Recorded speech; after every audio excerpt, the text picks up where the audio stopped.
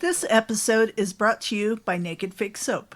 Shop over a dozen handcrafted artisan soaps locally sourced and made in Arizona using the finest non-toxic intentional ingredients. Naked Fig Soap also offers facial care products along with accessories like soap dishes, soap saver bags, and more. Visit their website at nakedfigsoap.com and use code DRUMMINGUP, all one word, for 20% off online orders. And that is the best place to find her now. Yes. She doesn't really have a storefront so much as she has As of right now. Yeah, as of right now, Yes. she has her products in certain locations, Yes. which again is the best place to find her is at her nakedfigsoap.com website Yes. or her socials. Instagram is a great spot to find her. Ask her any questions where she's going to be at like a farmer's market. Yes. You can find all that out. Or But coming up, she's Yeah. moving to bigger and better opportunities. yes, absolutely, and we're very happy to hear that because Yes. we just want to make She's one sure of our she's doing favorite, okay. favorite companies. Oh yeah, whenever we're getting low, we always place our order. Yes. And again, use that code drumming up, Yes. all one word, to get that 20% off discount. For sure. nakedfigsoap.com. It'll be in the show notes. We'll have her website, and then the best thing to do is from the website go find her socials, follow her. That helps her, and by you doing that, it helps us because we know you're listening, we know you're buying her great products. She also offers tattoo care and everything too. Yes, So she does. just a ton of stuff that she does. It's all locally made and everything. So what was that website again? That is nakedfigsoap.com. Using code drumming Drumming up, Up. all one word, for 20% off at checkout. Hi there, this is Julian of Gorad, and you are listening to Drumming Up Conversation. Hell yeah. Drumming up conversation. Drumming up, yeah. Drumming up, drumming up conversation. Drumming up, drumming up, drumming up conversation. Drumming up, drumming up, drumming up conversation. Drumming up, drumming up, drumming up conversation. Yeah! Hello and welcome to Drumming Up Conversation. I'm Justin Wood. I'm Andrea Wood. Intro and outro music is provided by Arizona prog metal band Temporal Displacement. You can find their music anywhere you listen to your favorite music. You can email us at drummingupconversation@gmail.com. You can email us for anything and we'll respond. Yep, we're having people reach out to us as we speak. Yes. So, You can follow us on Instagram, Facebook, and YouTube at Drumming Up Conversation and on X at Drum Conversing. You can listen to our audio version on Spotify, Apple, or wherever you listen to your favorite podcasts. And you can watch the video version on YouTube. which we're releasing everything on video now. Don't forget to subscribe, download, give us a rating, a review, tell a friend, Yeah. tell 5 friends. Yeah, because we're getting more listeners as we go, more viewers as well. It's easier to check the YouTube views than it is the audio, just because I can just go onto YouTube real quick and see that, whereas it with right the other there, one, I yeah. have to log in and stuff. But either way is fine as long as you're checking us out. Yeah. I just recently got a job. 2 days in now. 2 days in now. We're recording this after. Yeah, because we pre-recorded. Yeah, it just went a little, in a good way. It went a little long. This conversation we're going to have, we're going to get into in a minute. Oh, it was awesome. It was a great, so great fun. conversation. Well, Like we were old friends. yeah, absolutely. Yeah, we had, never met before. We'd only seen what he looked like on Instagram and stuff, but we had no idea. And everything was great. He, Yeah. was worried about being on time, and he, was definitely on time, like especially where he's coming from and everything. So yeah. Connection because he was friends with the kid before we even knew who he was. Yeah, we're the same age, so we share a lot of the same things. So yeah, it was a great conversation.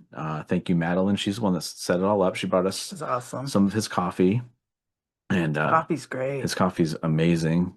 We had it when Anybody he was loves here. coffee, order his coffee online. Yeah. It's great. And we get into that, and we'll talk about it at the end and give you all of the stuff at the end too, just to remind you when we're done. Oh, and to plug Madeline for a moment, I have eczema, and I have eczema if I do not use her soap. Her soap is amazing. If you have any skin issues, order soap from Naked Fig. Yes, yeah, and we'll do that at the end too. So, and yeah, we'll go ahead and get into the conversation now. So this one is with Josh from Radbat Coffee. I just want to make sure to get the name correct and all that while we're here. Yep. And he's the owner. He's just kind of making it out of his house right now, but Mhm. he is like Madeline was when we first had her on, or how that started. And then Salted Knot, He's same moving thing, towards a brick and moving towards getting a brick and mortar. So hopefully we can help out with that. But we'll go ahead and get into that conversation, and we'll talk to you a little bit more at the end. Times. I saw Merciful Fate once in Ventura, and then I saw King Diamond like twice after that, just King Diamond. But Yeah. Merciful Fate was awesome. It was when they released 9, so it was like in the 90s. Oh, fucking pardon my French. Oh, no. Oh, by the We way, encourage it. Yeah, yeah. you're good. you're cool to cuss Oh, yeah. out here? Okay. Do not censor. I don't care. My clientele know who I am, and if they don't, well, then they need to go buy their fucking coffee elsewhere. No, I'm just kidding. We are recording now, though. So Oh, okay. Well, great. I'm really I try to get glad it. that to that happened that way. We just have a conversation. It just kicks in. Oh, okay, cool. Because we've missed a lot of great conversation not doing it early on, and I was like, I'm just gonna do it. Yeah. If there's something we don't want to air, I can just edit it out later. Oh, that's fine. Let's- Yeah. let's Make capture sure you everything. edit all of the mouth noises that I could potentially make throughout this thing. So You're good. I'm on board. Yeah, I know that I probably have some like heavy breathing in there. You're fine. Just- I mean, when there's a microphone in front of you, what else are you supposed to do? Let's be real. Now you're good. Cool. All right, so today we're joined by Josh, owner of Radbat Coffee. Hola, mi amigos. Hello. So, where are you from? Where am I from? Yes. Like planet wise or state wise? Sure. Either. Let's start with the basics. Let's go with the state wise. So I'm actually from Arizona. Oh, I'm an cool. Arizona native. Me too. Which yeah. So we're like what, 2 of 3? Collect the whole set. Probably. Yeah, There's like where's maybe where's the third? yeah. Where's the third? Probably hanging out in the 7-Eleven parking lot. Honestly, if we're being legit. Wait for Bill and Ted to show up. Oh my god, dude, that would be so rad.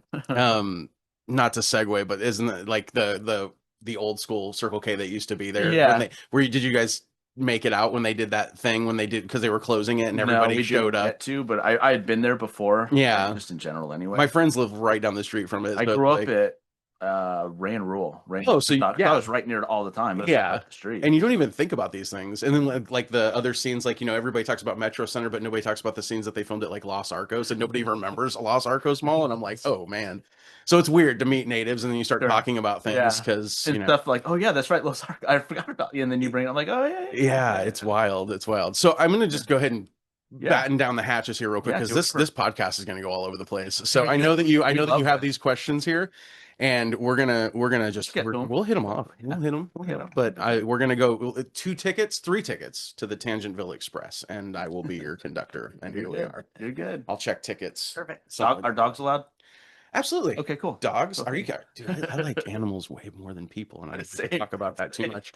Seeing as how I do love people, but my Yeah. tolerance levels have been like declining steadily just because of like just everything. So everybody's just kind of like everybody's like divided, so it just gets really weird. But we're not going to talk about any of that stuff today. We're going to talk about No, we don't. high definition coffee. Yes. Okay, Yes. HD Yeah. coffee is what we're going to For talk sure. about. Cool. But yeah, so I grew up on the west side. Okay. So I was literally probably I lived a mile away from Westridge Mall. Okay. So like Wow. 71st Avenue and Encanto Yeah, was okay. pretty much where Right. I grew up in that area. And this is before it got weird because Yeah. like if you go over there now, whew, you're like, did I stumble onto the set of like a Mad Max movie? Like what's happening? Like That's like I was born in Mesa, lived in Flagstaff for my first year, then we came back here. Yeah. And it was like Apache Junction, Mesa area. yeah. And where it is now to where it is now, I totally agree with that. What the hell? Dude, happened? Apache Junction used to be like legit. Like it was super nice. And I remember when we would go to visit family members that lived out there and it was like all these like just houses out in the middle of nowhere, but everything was super nice. And now it's like you go out there and I'm like,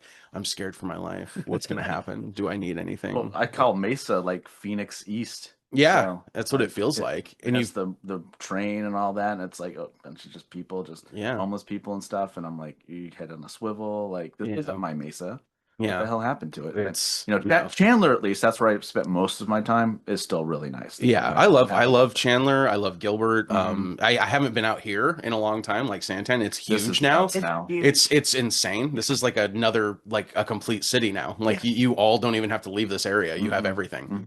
You have a Target, for God's sake, and that right there is We're about probably to have 2 Targets. Yeah. I can't right now.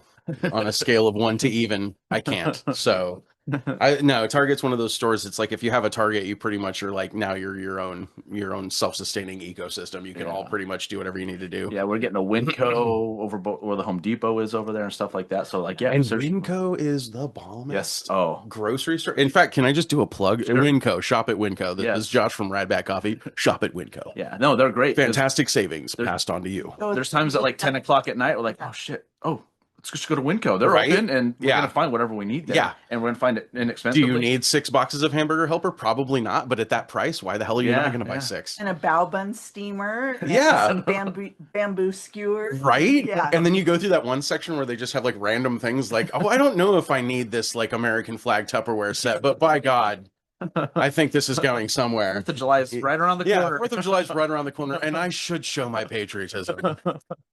Excuse me, sir. You've got your patriotism all over your shirt. Yes, I know. It's showing. It's good.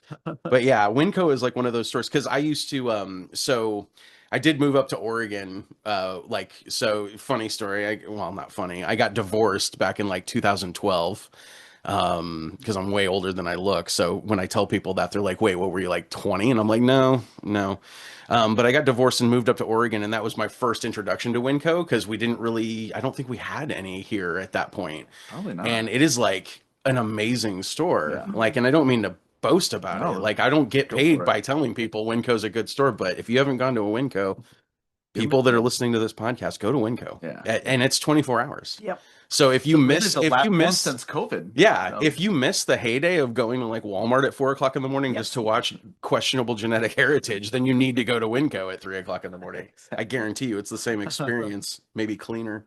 I yeah, don't know. yeah. It's weird. To do Christmas shopping at Walmart at like midnight. Yeah, And I think everybody had Yeah. to at one, Night especially if you have anymore. kids and you have to hide the fact that Yeah. Santa isn't real. Spoiler alert.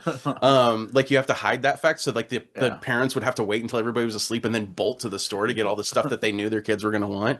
And like and you didn't even know the slaughterhouse that like Walmart, Toys R Us, or any of those places were back in the Right. day.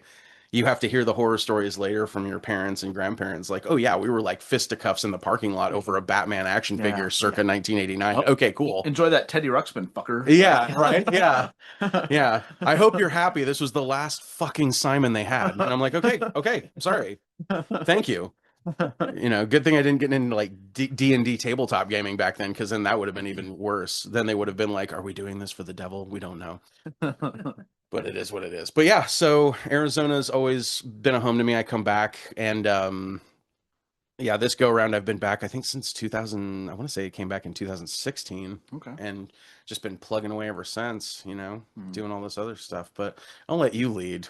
You lead. You're looking at me like you got questions. Oh no, I'm just because we kind of did. I did the same thing where I went to California to take care of a family member for 3 years, Mhm. and then came That's back where in we- 2014. That's where we met, and then yeah, we came back, and she was we're looking at houses and stuff, and she's like, "You want to get something in Santan Valley? It looks pretty nice." I'm like, "What the hell is Santan Valley?" Right. Because in 2009 like- or 11 or whatever it was, I went there. There was no Santan Valley there. No, just 2 miles north of Tucson. Yeah, Like that's what it feels like. I'm like, okay, well, I don't know where I am, so this is cool. And then she showed me on the map. I'm like, "You mean South Queen Creek?" She's like, "Sure." I'm like, "That's what that is." What the hell is Santan Valley? And now 10 years later, I was like, "What the hell?" Yeah, What's it on is. there? It is insane. Like I said, it's huge. Like driving through, I didn't even realize it was as big as it is, and I didn't even know that there was that extension off of the 202, the Mhm. 24. Mhm. And I'm like, no idea what this is. Map is telling me to go. I'm going to do it. Eventually, the 24 will go all the way out to the 79, so you can get to Florence or Globe.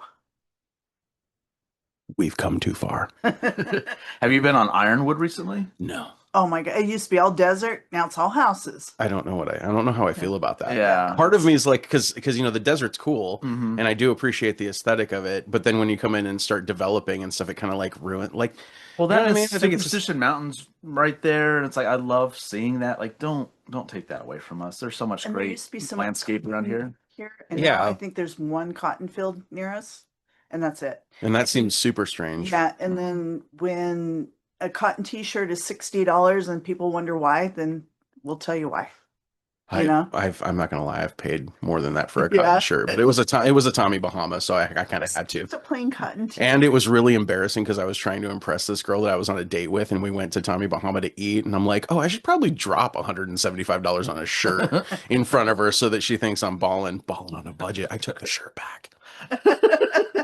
I bought it with a credit card and then I took the shirt back.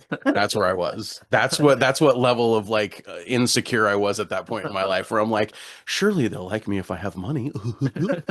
And then yeah, I took the shirt back. But it's weird. It's weird. But that was the most expensive shirt I've ever bought. And I was like, and then I'm like, why would anybody spend that much money on clothing? Like I've had clothing that I've spent a good chunk of money on and they fall apart. And if you buy anything from Hot Topic, that seems to be the status quo now. Like you buy a couple shirts, they'll last 3 washes and then good riddance. So I hope it was worth it for that Smith shirt. Yeah, the only time I'll spend money like that is like on a leather jacket. I'm going to have it the rest of my life because I have a Right? couple really nice leather jackets. Yeah, I managed to keep one actually. I used to ride motorcycles, so I kept the one from when I rode. I don't know if I fit in it anymore because, you know, once you start getting settled into middle age, you start like expanding a little bit, Yeah, you know, and yeah. that's, you know, it might be a little tight. Still looks cool. It still looks cool. I can still make it work. Anyway, I digress. Oh, you're good. So what did you do before starting Redback Coffee? Oh man, that's a $65 million question, but we're going to do it on a $10 budget. So, so originally I started out doing graphic design. Okay. So I got my degree in that when I moved back here from California, went to college, got my degree in fine arts, started doing freelance, basically like just graphic design. And I've been doing that since 2002. Okay. So I still do it, you know, and obviously it kind of bleeds over into certain things like my logo and everything like that. I designed probably the best thing I ever designed was my logo for my coffee company. But before that, just a lot of graphic design and then just a lot of weird jobs. Like, you know, because I'm one of those people that always kind of appreciated the experience of life and not necessarily knowing what direction I wanted to go in, but I wanted to try so many different things to figure out what was going to be a good fit. And I feel like this day and age, a lot of people that I've met, they kind of just, I don't know if it's like because they feel like they can't branch out or because they feel like they need to be in this one section because we've all been kind of like brainwashed to thinking that like if you're not making this amount or you're not doing this, then you're not worth anything. And it's kind of like, I don't believe in that mentality. I'm like, let's just go be cool, do whatever makes you happy as long as you're not, you know, as long as you're not murdering people, hurting animals, I'd say you're doing okay. You know what I mean? Like, or hurting people's feelings on purpose. I'd say you're doing okay. So coming with that, it's just like I did so many. I mean, I did like so many things. I honestly, my best job though was back in high school when I was like working in a video store. Because the heyday, like, you know, VHS tapes flying all over the place. I'm getting to recommend stupid movies to people. I'm like, have you ever seen The Toxic Avenger? To like a family of 4. Like, oh, you need to see this movie. I'm telling you. How old are your kids? 8, 7? Perfect. No, this is good. That's when I was introduced to it. You need to watch this movie. Okay, I love Toxic Avenger, and I always use the line, I'm kind of the what was it where he's like, I'm the big guy around here. I'm like the head cheese. I'm like the Big Mac with cheese. Yes. And that was like perfect because it was like those movies were so, I mean, honestly, and have you seen the previews for the new one? No. Like, oh, they remade Toxic Avenger. They made it years ago. It's already done, but they never got it released. And it's got Peter Dinklage, Elijah Wood, Kevin Bacon. Like it's got like an all-star cast.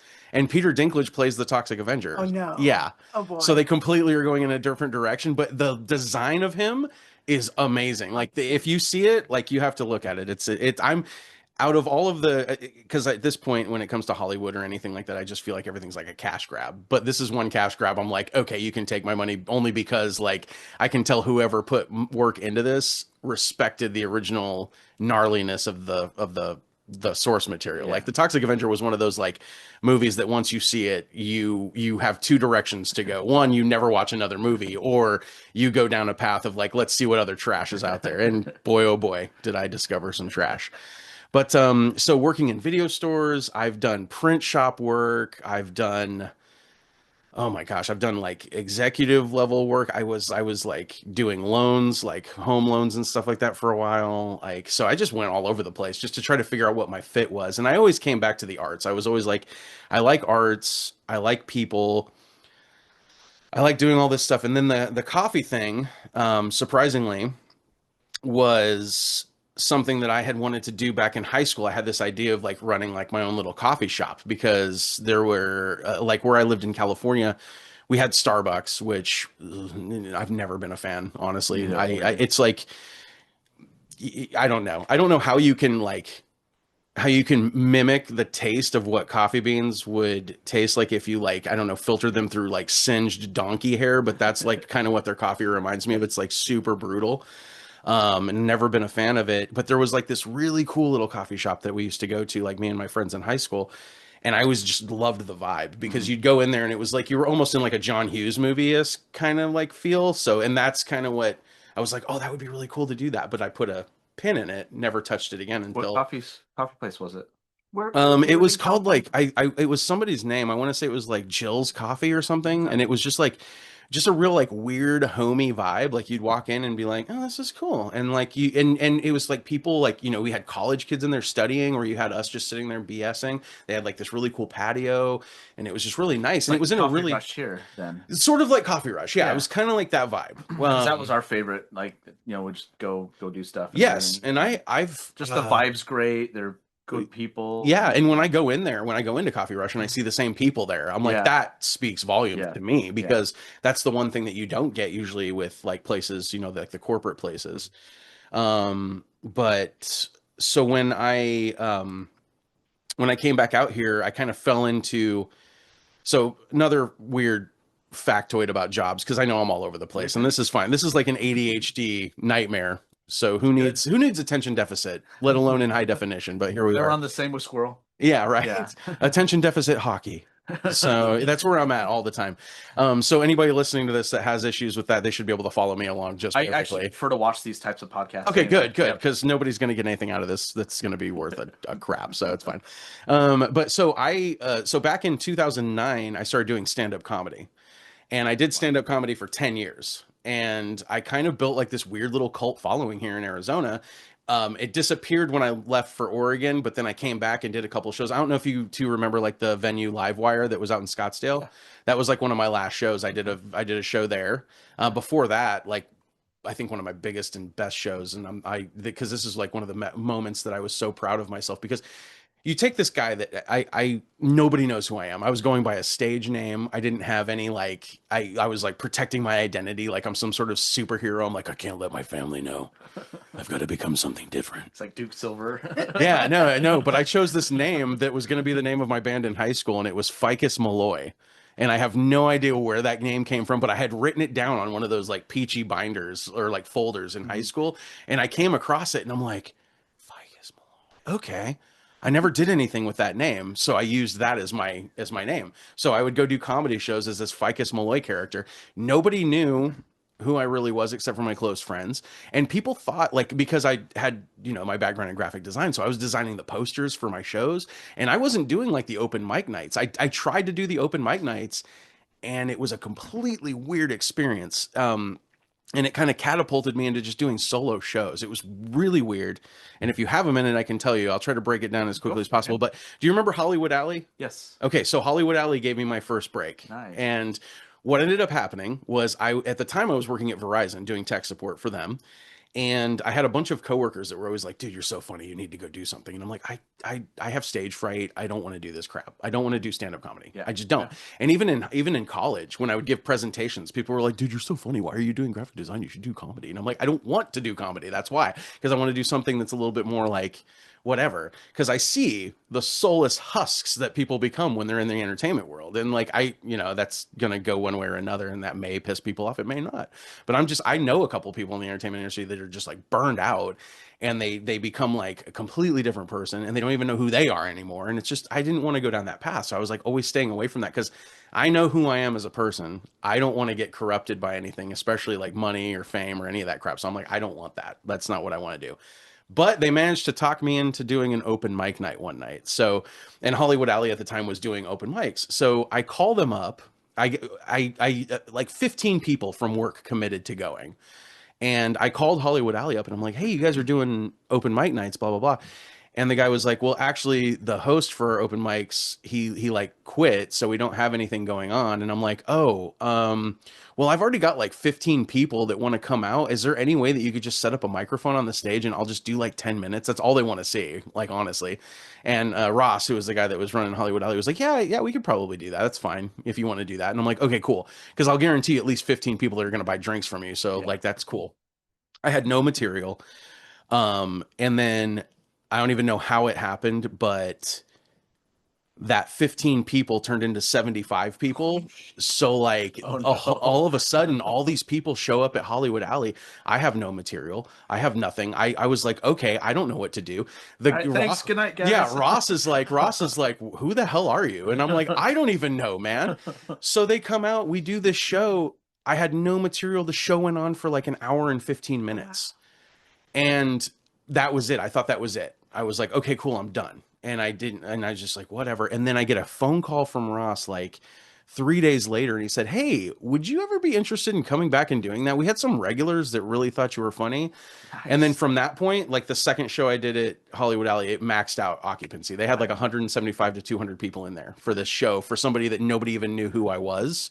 And then from that point, it just sparked. And then I like ended up getting a contract with like Fibber McGee's for like 5 months to come in there and like do like off nights for them. I would find other stand-up comedians to come in and work with me. I found bands to come and play with me. So like a lot of local musicians and things. And it just became a party. Like we just had these shows. And then I did this show at Club Red, where we had almost 500 people. Wow. And it was like for people that they didn't even know. Like they thought I was a touring act because of the way I made the posters look. They were like, oh, I thought you were from like some other place. I'm like, I probably am, honestly. But that show is like 100% the single best and most successful show. And that was the show that we actually turned profit on because we like the owner at the time, Kelly of Club Red, he gave us a crap ton of money, and I just gave it to everybody that helped out. I was like, because I didn't want to do it for the money. I was just doing it because it was like a really good stress reliever. And I was on the cusp of going through a divorce at this point, which unbeknownst to my wife at the time, we didn't even know. By the way, if you're ever going to say you want a divorce, don't do it on April Fool's Day, because that did not go over well. And she totally thought I was joking, and I was not. And that was just awful, but that's a story for a different day. Well, anyway, so stand-up comedy. Then I fell into acting when I came back from Oregon, was in a couple of short films, like independent films, and then did some stuff like that. So I've always been just kind of like evolving and trying to figure out what it is that I want to do. And the acting thing, again, when I got into it, I was like, this is fun and all, but I was doing it more because people were asking me to. I wasn't like actually proactively doing it.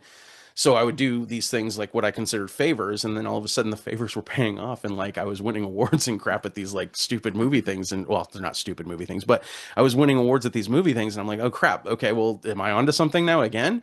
And then I was like, no, I get too, I don't know what the word is. I just feel so apprehensive, very apprehensive about doing anything that involves me signing anything for anything. Like I like if I'm going to buy a car, you better believe you're going to see 6 panic attacks back to back. It's like the worst. I get that, yeah. And that's why, and that's probably still why I've never bought a house like since the divorce and everything. It's just because like all that stuff just stresses me out. Like I have this really weird anxiety, but I'm sure you didn't bring me on just to go over my anxiety. Well, no, actually, we've done so many mental health. Yeah. Episodes. Oh yeah, I suffer. That's why this started, actually. Yeah. So. Oh, because of so and anxiety. Yeah, absolutely. So yeah. I get it. And people need to like address those, I think, a little bit more. And I'm still wondering why there's such like that weird stigma about it. Like why are we like this? Like why as a society, why do we down people for like every person on this planet suffers from depression, and I don't care who you are. Like you do at one point or another, you feel it. And how could you not? I mean, we're inundated constantly day by day with like technology or seeing the accomplishments of other people and making us feel bad about how we look, making us feel bad about what we wear, making us feel bad about what we eat, and blah, blah, blah, blah, blah, making us feel bad about how much money we make. Like that's all garbage. That's all crap. And that's why I try to stay as like humble and in the zone as possible. And that's kind of why I wanted to do something that I know I could love, didn't know I would be good at roasting coffee, kind of fell into it. And now my goal is clear. My goal is to have a brick and mortar coffee shop, a one of a kind, a standoff. I don't want to do franchises. I don't want to like branch off. I know that eventually down the road, that'll probably be something that happens. And I just don't feel like that's not the avenue I want to go down, because then you start worrying more about the money than the product. And my biggest thing when I got into it was like, I want to do something that I'm passionate about. I'm passionate about coffee. I love coffee. I drink so much of it that So do I. practically my blood type is like now like, you know, straight Colombian, like, although I get my beans from Brazil. Okay. Plug. Anyway, That's on here. So oh, okay, cool, Yeah, cool. we're good. Yeah, so yeah, and then 'cause people like you can roast local coffee, but typically you're not making local coffee. If that Right, you know, right. everyone's getting it from Colombia or Brazil, Right, or right. Ethiopia, all that Right. stuff. You know, Yeah. And I would love to eventually down the road learn how to make it like to grow Yeah. coffee myself. I just don't know if this is the right place for it, because what makes it so we make good, great like wine here. So we do. Actually, we make fucking amazing wine. Yes, we That's do. what all this is. So, Yeah, I was noticing that. Don't think I wasn't looking at those. All local spirits. all local spirits. Yeah. Yeah. I mean, we make And- so much good stuff here. Who what try it? Yeah. Yeah, I mean, well, and I think what makes the coffee that I get right now, because I get it from Brazil, and what makes it so good is like the area that it's grown in is like a lot of volcanic ash and things like that. So they've got like a lot of good soil to work with. But the coffee's phenomenal. And I went through 5 different countries before I settled on doing it from Brazil. And like I'm very proud of it. Like I'm Oh, very yeah, proud of it. great. And you've had it. So We're you've drinking it right now. Drink- So yeah, you're drinking it right now, which is like Sure. awesome. Like talk about an ego boost. Boom. Radback Coffee coming to a theater near I you. want to thank Madeline for it too. So, Yes, big shout out to Madeline for bringing that in, because she's the one that I think connected this whole thing. So Madeline, we're thinking about you. Just know that, yeah. but not in weird ways. Because Well, actually, I kind of do because I am in the shower when I'm thinking about her. So 'cause okay, it's well still- then it's I still- mean I guess well that's true. That's true. Okay. Panic. And what do we do? How do we segue? No, I'm just kidding. So it's good. So Brazil. Yeah, Brazil, yeah. So I tried it on a lot of people. Like I said, here, try this and see what you think. And I have not had a bad review, knock on wood. And everybody has enjoyed it either as like a cold brew or as like a hot. People can drink it straight black, and they tell me about that. And that's huge because that's a hard thing to do. Yeah. Well, when the weather gets cooler, we will definitely do just black coffee. Yeah, But not when it's 115 degrees. no, and when I- I've I tried can't. it, when I've tried it, because like I said, I have to drink decaf doctor's orders. I'll find you, doctor. I'll find you wherever you go. And it's when I have tried it, it's like phenomenal. The flavors are just like so good in that coffee. And the version of what I do, like, so my most popular is like the medium roast, which is what you have. And then I brought you some of the vanilla, which is another one of my popular ones that people like. During the holidays, you'll appreciate the Krampus blend, which is like a cinnamon roll. Like flavored coffee. Nice. Now the flavoring aspect of it, that's sort of a thing that I kind of get like a little weird with, because I don't know. I'm just experimenting. I'm like a mad scientist, like with my little industrial roaster, and I'm like, I'll put something in there. We'll see if it works. And then but it's all good stuff. It's nothing bad. I don't mess around with like artificial crap. So it's pretty rad. Do you have where do you roast the coffee?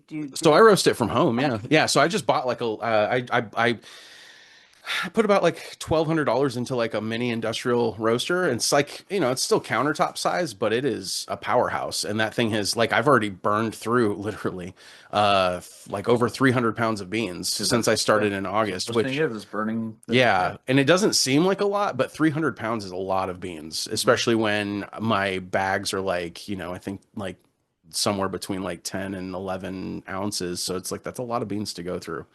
And I've had like a lot of repeat customers, which is the big thing. And I love that. Yeah.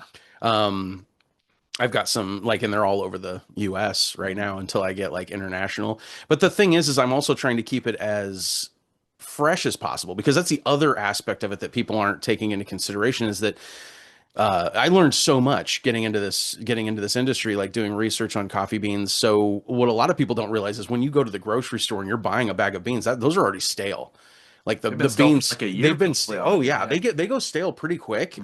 They still taste good, but they don't taste as good as like. So if you get like a bag of my coffee, and that's the thing is like people are like, that's why they keep buying it, because it's like it's going to be the freshest you can get versus going. And I know there are other local roasters, and I'm not going to down anybody at all for any of this stuff, but Well, that's how I learned about this. Is we have one at the olive mill right down the street. yeah. And we had one that when I worked there that I learned a lot from. I was always asking questions. Yeah. When I first saw coffee beans, how they really look, I'm like, that's what they look like. Yeah, they start out at these Pure little like white, green, little whatever. green nuggets that smell like dirt, and I that's saw it. some like little like white ones too that are Yeah. kind of green and white and stuff. Like that's what they like. Yeah, they don't- look weird. They don't look how you think they look until we start essentially burning and roasting them. Yeah, and then the thing is like, so the burning process Yeah. also, I found out that beans ignite, and I found that out the hard way because I almost blew up my kitchen, so that was cool. Luckily, the unit that I have is like enclosed, and it does like set off a warning if anything does overheat, because there's a lot to it. So I was going into it like with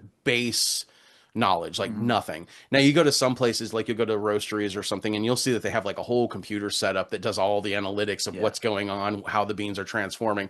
I don't do any of that. I just eyeball it and just really put Trial and error, writing stuff down. yeah, I'm writing all of it down, like what temperatures are going to be Okay, perfect. so What 2 am I pounds, I roasted for this long. exactly, Yeah. exactly, and then trying to like take note of like the humidity levels and what's going on there and all this other stuff. So it's just like a lot of like research and development, which I didn't think would be. I figured it would just be like, you know, making toast, like throw it in there, screw it, we're good. And no, it didn't work out that way. It's there's a lot of stuff. The first time a bean exploded, I almost shit out my heart. So that was cool because I didn't know it would like actually make like a weird sound too. Because it sounds like popcorn, but it was like a little bit more abrasive. And then I was like, what is that smell? What is that? What is that? What is that god awful smell? And then I walked into my kitchen, this thing's smoking, and I'm like, oh, and the bean's like literally on fire. Yeah. I'm like, oh, okay, well that's neat. Glad that happened. So found out the hard way, but it's been good. It's been a good experience because I feel like now I'm more connected to making it, and therefore I put more effort towards making sure it's perfect every time. So I found the perfect setting, found the perfect thing, do my thing, and I'll do other roasts for people. Like if you order online and they're like, "Oh, I want a dark roast," I'm like, "I'll do a dark roast." And then another funny thing about coffee is like a lot of people will assume that the darker the roast, the more caffeine, but you're actually eliminating the caffeine when you make it darker. You're just getting more of that bitter taste, which you can eliminate that too by taking mineral salt and salting your coffee, which a lot of people don't do, but it's actually not a bad gig. So if you don't like the bitter taste, like, and you do like the dark brew though, get a little bit of like mineral sea salt and just a pinch of it in your coffee, and it'll like it makes it wowza. Yeah, Yowzas. I like medium roast, especially after finding that out. Like, Yeah. light to medium is the way if you want, depending on what caffeine you want, what level. Well, yeah, and it's not a big difference anyway. It's not really, but I mean, I have had people tell me that with my coffee, it's like getting kicked in the teeth. So it's like I can get that because the way I roast it is like it's on the cusp between a light and medium. So you're getting like as much caffeine as possible, but like more flavorful than what you would do in a light roast. Because a light roast, I feel, is kind of like just Yeah. So how do you make decaf then? Oh boy. So this is decaf is one of those things that I have not perfected only because the process that the beans go through when they decaffeinate them, there's like two different processes and both involve like some level of chemical stuff that's way more intelligent than I am when it comes to chemical and chemistry stuff. So I kind of I got some decaf to test with, but the problem is they're already so robbed of moisture, they burn so much faster.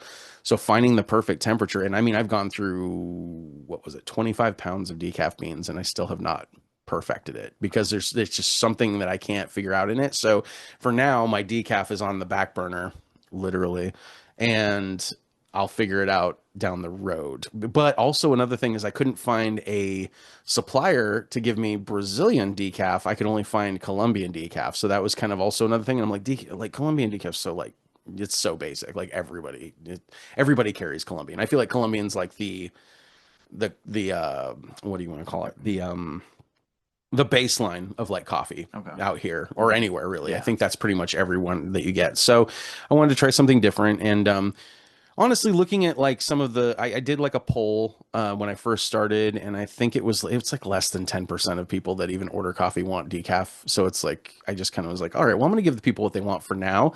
I will perfect the decaf and also hopefully find somebody I can get a supply from Brazil. Cause just like I said, the beans are just notably different to me. Yeah. Like it's just a completely different flavor. It's the same if you do like Jamaican coffee. It's just going to be different. Like there's something, but you'll notice it. It's not what you get. But, jumping back, coming full circle, like everything that people are buying right now in the stores, especially the grounds go bad real quick. So if you get ground coffee, it's like, that's, stuff as stale as it comes. Like that is, so I work with people that get the big Folgers Yeah. tins, you know, Hmm. and I've tried to explain to my coworker. She's like, I only like Folgers. I'm like, okay, so one that sits in the store on the shelf for quite a while. Before that, it's in a warehouse sitting in the heat. It's stale. Yeah. Oh, that's It what go- I like. yeah, it goes through a lot of changes just sitting down. Like, because I found out, like, I wanted to see exactly how long it took for something to get stale. So the coffee that I roast, it's good for, I'd say you probably have like a good 4 weeks before you start noticing a difference in taste. If It you doesn't get usually like, last that long with us, anyways. yeah, and that's that's the thing. That's the goal, is to hope that people go through it faster than Right. that, because that's the thing, is like and then people will put it in the freezer, and that's not a great idea either. That just actually makes it go bad faster, because then when it thaws, it just keeps disintegrating, and Yeah. like, yeah, it's really what's the word? I don't even know. Words are hard today. Why did I choose this morning to do this? What am I doing? I should have had more So- drugs. You visited each country to Oh my God, I wish. I wish Yeah. I wish I could have. No, I just ordered from other countries. Yeah, I had suppliers that Just like a small batch of stuff. And yeah, I would sort of order. I would order like I ordered like, I think 15 pounds at a time, just to kind of test them, because I was like, and then I would give away whatever I was roasting so that I could have people try it. And then, yeah, so I did that. Basically I just kind of, I went on a website. There was like I think it was called Roast Masters was the name of the website, and they just had like this variety pack that you could order where you could just get like different things. So I went through all of that. One of them was Brazil, and I was like, okay, that's cool. Found a supplier, said, okay, let's do this. Let's do this. Ship me a bag like every other month. See where we're going. So because right now, things are going really well. It's growing, and I haven't done a lot of markets, but I've done, I think, 3 now where I've sold. So that was where I met Madeline too. Was the first time I did a market. Okay. Was out in Tempe, and that was the first time I'd ever sold my product in public, because it's all just been online since August, and yeah, I sold like over half of my stock, and I was pretty impressed with that. But then the last event that I did was, I don't know if you're familiar with like the monster markets, Cult Classics, Vic, Oh, yeah. We know yeah, him. Yeah, we know him. yeah, He yeah. does So- the Terror Trader stuff all the time. yeah. And he's Yeah. a super, super chill dude. And I've known him for a long time. And then I went out and did his monster market, which was a night market. And We actually have a Point Break poster over there that we from got him, yeah. He's a freaking dude. I love that guy. And his artwork's really good too. Yeah. And his Garbage Pail Kid stuff. Have you seen that? Yeah. He's got some really good stuff. Good old Garbage Pail We Kids. have Garbage Pail Kid trading cards that we collect. Yeah. Oh, I still have the ones from when I was a kid, which I probably could sell and just They go retire. for good money. Yeah. Yeah, I should just retire. Screw it. Screw all this stuff.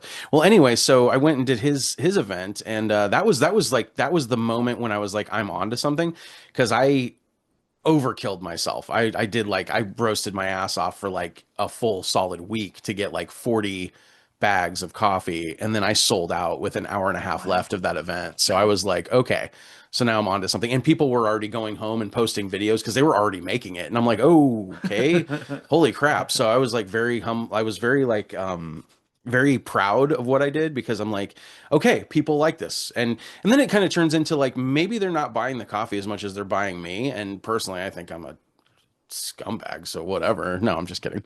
Well, we No, don't think that on this side of the table. So you're our kind of people for sure. are you sure? Oh yeah. Yeah. What does that mean? Like vampire people? Yeah. Oh, okay, for cool. sure. Well, as long as we're all into, as long as we're Yeah, all we into, go to like, Winco all the time. is that why you go? midnight. Is that why you go at Yeah, midnight? Is that why exactly. it's so dark in here? Is that why the? Wait, am I in danger? Oh God. Okay. Right on. Last known transmission. Let's not use my real name though. I'm in like a legal battle with my clone, and it's not that I don't mind him wanting to take over my financial responsibilities, but Is that Ficus? I have no idea anymore. It's just weird. But yeah, so it's just been one of those experiences where I got into it. I found out that I'm not bad at it. People love it. People love the image. People love the vibe that I'm trying to bring. Now, obviously, I've got all these hurdles because I'm at that point where I'm like, I don't really want to give any money to Meta, so I'm trying not to do any advertising through that. I just do a lot of word of mouth. Because to me, it's like a numbers game. It's like if I have like thousands of followers on Instagram, that doesn't mean anything because you look at the posts and there's still only like 30 people liking it. So then at that point, you can kind of tell like who's paying for their followers and who's not. And I'm not that person. I'm like, that doesn't mean anything to me. I don't care how many followers I have. I care about the real people that are like genuinely interested in what is over happening. quantity. And yes, that's what I'm interested in. All the other stuff just comes with time. And I'm confident that I make a good coffee. I know that I make a good product, and I'm not half bad looking, and people can approach me and talk to me. And sometimes that gets things done and discounts on coffee. So when you did meet Madeline, did she just come down to your table and just check it out? Oh yeah, we were just like we were checking Yeah. out each other's tables, and then it was pretty cool. I mean, we may have even been checking each other out. I don't know. It was a blur. That night was crazy because it was the first event. I was nervous.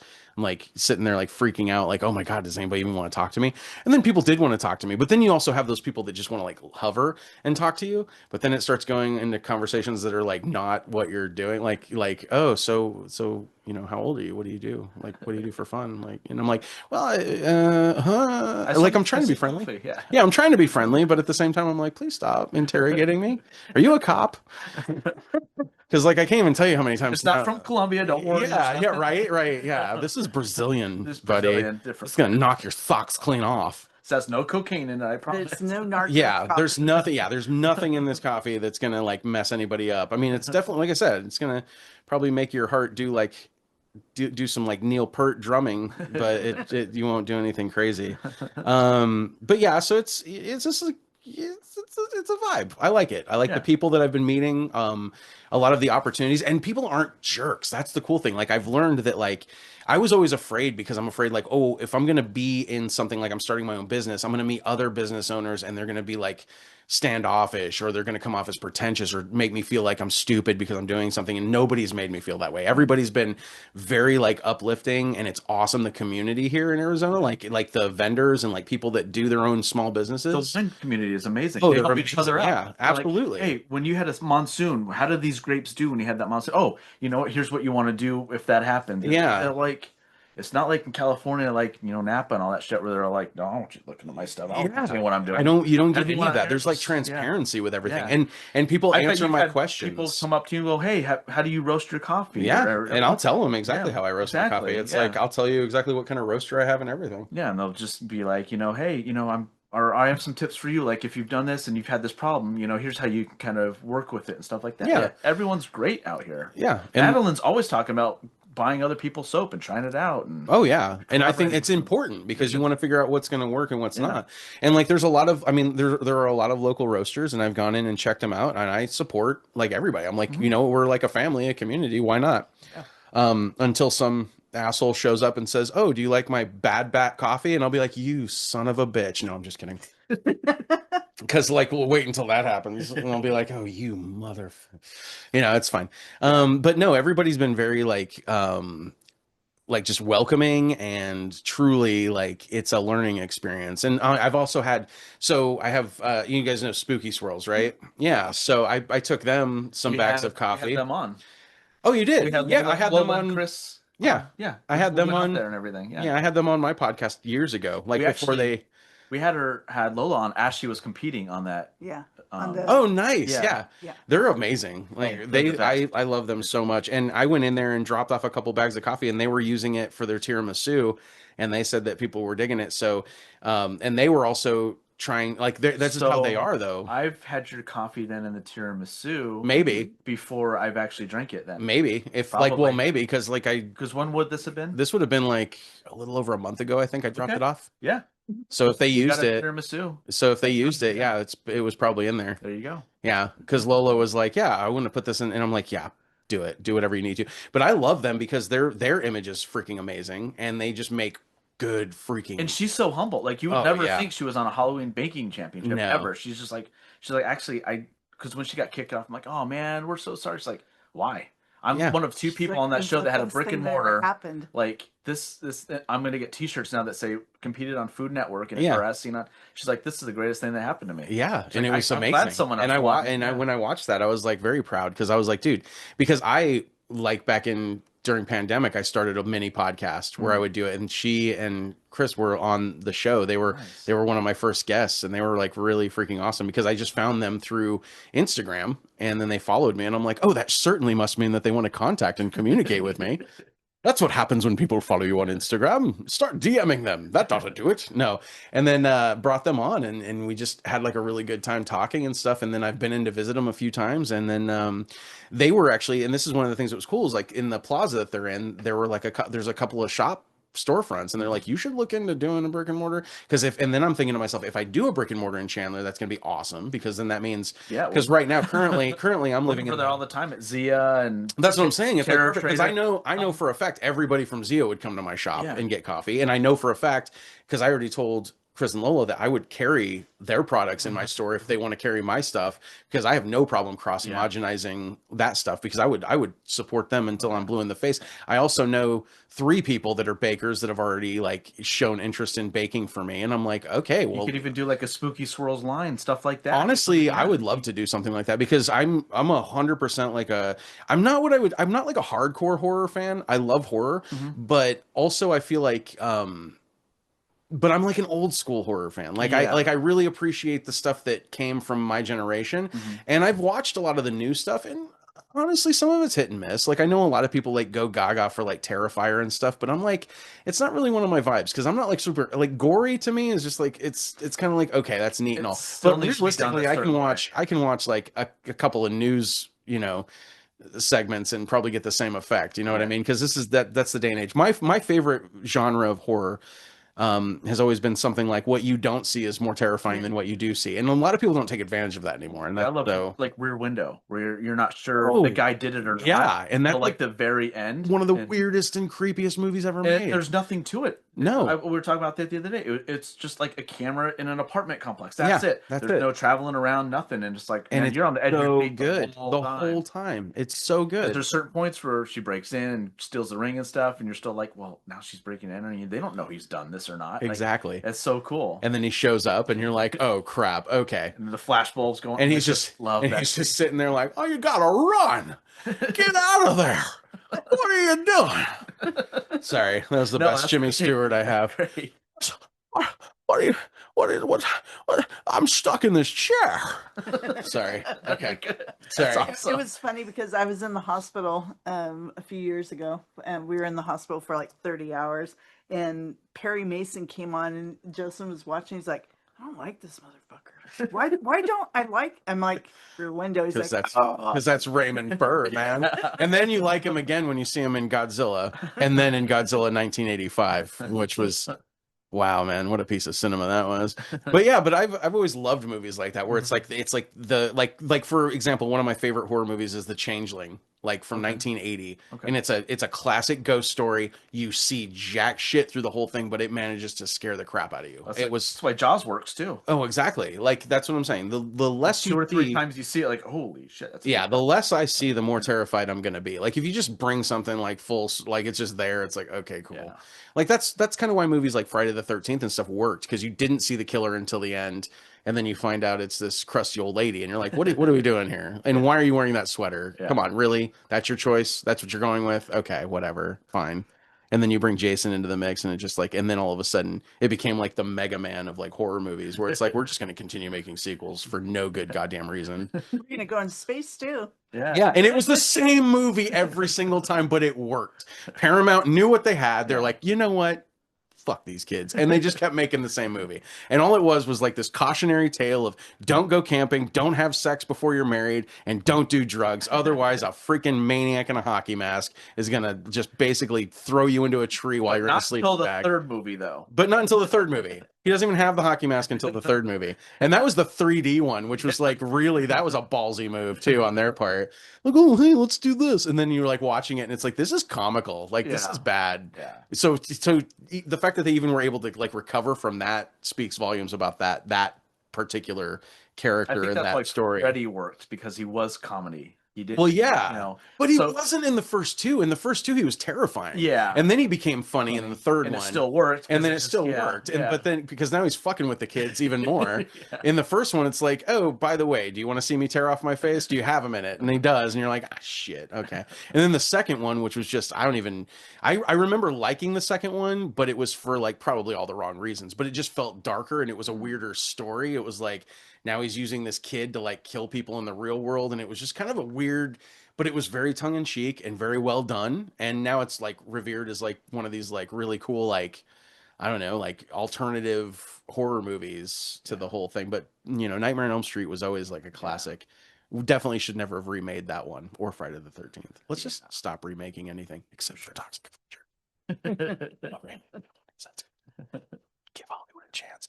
But it's like if somebody came along and said, I'm going to remake an American Werewolf in London, I would probably punch them right in the ball Well, sack. I think they tried it with that stupid. An American Werewolf in Paris. What was the one we just watched? The The Wolfman. But we did not like that. They had the girl from The new- Dark. It's the new one. Oh, not- yeah, I went and saw that one in the theater. I didn't hate it, but I also didn't do anything for me. It was Yeah. kind of like, eh. But I'm like, why did you call it Wolfman? You could have called it anything other than that. You're just like, Universal is doing this weird thing where they can't, because that Mummy bullshit that they pulled, where it's like, how many times do we need to make this movie? Okay, well, here we go. And now we've put Tom Cruise in it. So surely, and it just ended up being an absolute shit show. Yeah. It was so depressing. They should have stopped at the second Brendan Fraser one. Just I don't even think they should have made the second one. Yeah, Because I'm just saying, but the first one was first one- great. yeah, Because it was very like great. it turned something that was like, you know, hey, we did this movie back in the day and it was a horror movie, but now you've got this sense of like Indiana Jones-esque Yeah, adventure. love that. Yeah. And that was like what made it really cool. And like It had great comedy parts in it. it did. And the guy that directed it actually did a couple of good movies that like kind of like, did you ever see Deep Rising? That was like, I think he did that one definitely before The Mummy. Okay. And that one had Treat Williams in it, and it was like this movie involving like a sea creature on a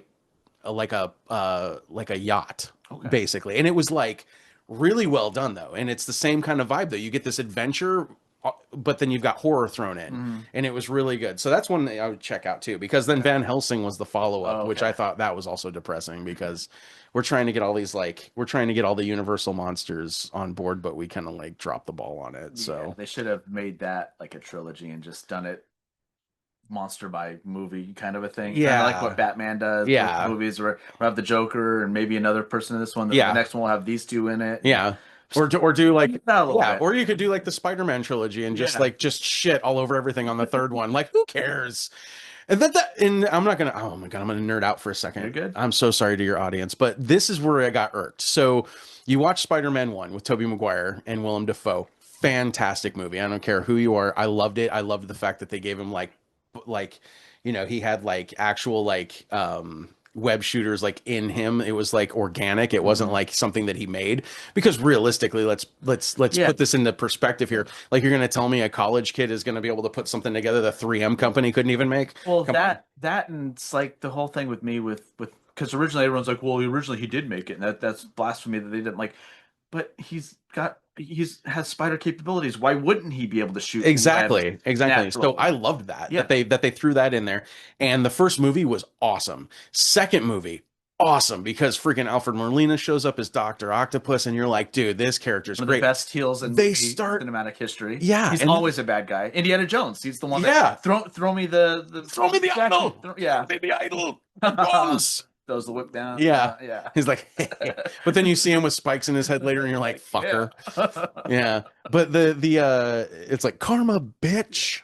Even Chocolat, he's an asshole. I know, the guy is a great asshole, and then it's so funny because you don't even remember that he was the guy in Species that she ends up mating with, and that he's the one that ends up causing the whole like ruckus with the hybrid that she gives birth to in the sewer. Does anybody remember that shit film? I saw that in the theater. Boy, oh boy. Natasha Henstridge, that was a good one. So Spider-Man 2. So you're setting up all this stuff. They introduced Jameson's son, who was an astronaut. So here I am in my head going, oh, cool. They're going to be able to, and they're going to be able to introduce the symbiote. They're going to be able to introduce Venom through this, because he's going to go on a space expedition, bring the fucking thing back, right? No, they did the laziest shit I've ever seen in a movie. They're like, Spider-Man 3, meteor. That's how I got here. I'm like, are you kidding me right now? You set it up. You basically had the characters. You even had Kurt Connors, who was the lizard. You had all these characters that I was getting so excited for the third one. And then they're like, no, you know what sounds really And we good? could put Eric Foreman in it. Too. Yeah, yeah. You know what sounds really good? We're going to go ahead and just take this script and we're going to wipe our ass with it. Is that cool? Okay, cool. Can you make that work? Okay, thank you. Do you have some money? Okay, cool. We got this. Because Sam Raimi, I know for a fact, he was very passionate and he really believed in the character, did a really good job, gave us the Evil Dead trilogy, which, I mean, can we even really call it a trilogy, though? Because I think of it as Evil Dead 2 and then Army of Darkness. I don't even think Evil Dead 1 Kinda like registers anymore because and all that stuff. yeah, it's because you kind of didn't even need the first one. The first one was great when you watch it with friends and you're like, oh, this is cool and campy. But then when you see the second one, it's like they dialed it in, remade the movie, made it better because now you have this more sense of like, I don't know, there was a more sense of like eeriness to it, just the fact that it was just he and his girlfriend and not a group of people. So it's like now you've got this more, he's like more separated from everything. But I digress. We're not going to go down that because path. that's how I always looked at it with Road Warrior and Mad Max and all that. It's like, oh, I mean, Mad Max is good and all, but man, when you see Road Warrior, it's like, oh shit. Okay. Oh yeah. Now we're in. Like Road Warrior is a perfect example of how sometimes the sequel can outdo the original. Yeah. Because the first one's all build up until like the last 20 minutes of the film. Yep. And then you've got, and then Dark Knight did the same thing. Yes. I think Dark Knight topped Batman Begins and the third one. Because the third one I thought was, and that's where it is. It's like you try to make a trilogy. How do you make a third one that doesn't suck? Yeah. I mean, and we've seen Heath it. Ledger dying, I think, hurt that one too, because he was That really did. Yeah. in the third one as well. Well, yeah, and then again. Yeah, they could have done a completely better They were going to story. be like the Arkham Asylum. Everyone breaks out. Yeah. And then he has, and instead they just went lazy and said, "Oh, let's just bring Bane." I am Gotham's reckoning. It's just like, do you feel in charge? And I don't think thank you, I Tom don't- Brady. it, like, Or wait, is it Tom Brady? Tom Hardy. Tom Hardy. Sorry, Tom Brady. Actually, not sorry. I don't like you anyway. But Tom Hardy. I like Tom Hardy. Yeah, I didn't like him in that role though. There's a couple other people I think would have been better. yeah. You know the Nathan Jones. Do you know that name? Yes. Okay. I Yeah. think he'd have been. He would have great. been a great Oh, 'cause character he's for that. fucking Yeah. massive. Yeah. And he looks like Bane does in the comic book. I mean, Tom Hardy bulked up for sure. But he wasn't tall. He didn't have the imposing form. Yeah, no. But Bane was like a character to me that was like, in the comic books, he was important, but I didn't think he needed to be brought into the movies. Like, and I know that's weird, but also if you're going to bring him into the movies, bring him in with the actual, origins and stuff like that, not the hi, I'm involved in the same thing and we're bringing it all full circle. It's kind of like, and that's how I feel about like Ghostbusters too, with like Afterlife, when they just like we're like, we'll give the fans what they want, so we're just going to give you the same bad guy from the first movie. We're going to forget that the second one ever happened. Thank you, because that needed to never happen. But it's just, I don't know. You just go. Movies are hard. Yeah. Entertainment's hard. Didn't mean to go on that tangent. No, it's all good. But I told you this was going to happen. I told you this was going to happen. We do this all the time. Yeah. Yeah. That's why it's called conversation, not called anything else. So. Oh yeah. Just drumming up. Well, we're conversation. drumming up something, all right. Yeah. Drumming up spirits. So, where does the branding and the name come from? Oh, well, bats have always been like my favorite. Like they've just been my favorite mammal since I was a kid. And then of course, so like Batman, I was geeked out all the time about that stuff. Right. I noticed the Batman shirt. Thank you. Bit. Just a smidge. Oh, that's a nice one too. A Batman tattoo. Dude, that's legit. That is a good one. My face and the mat and the cowl too. So. Is it? Uh-huh.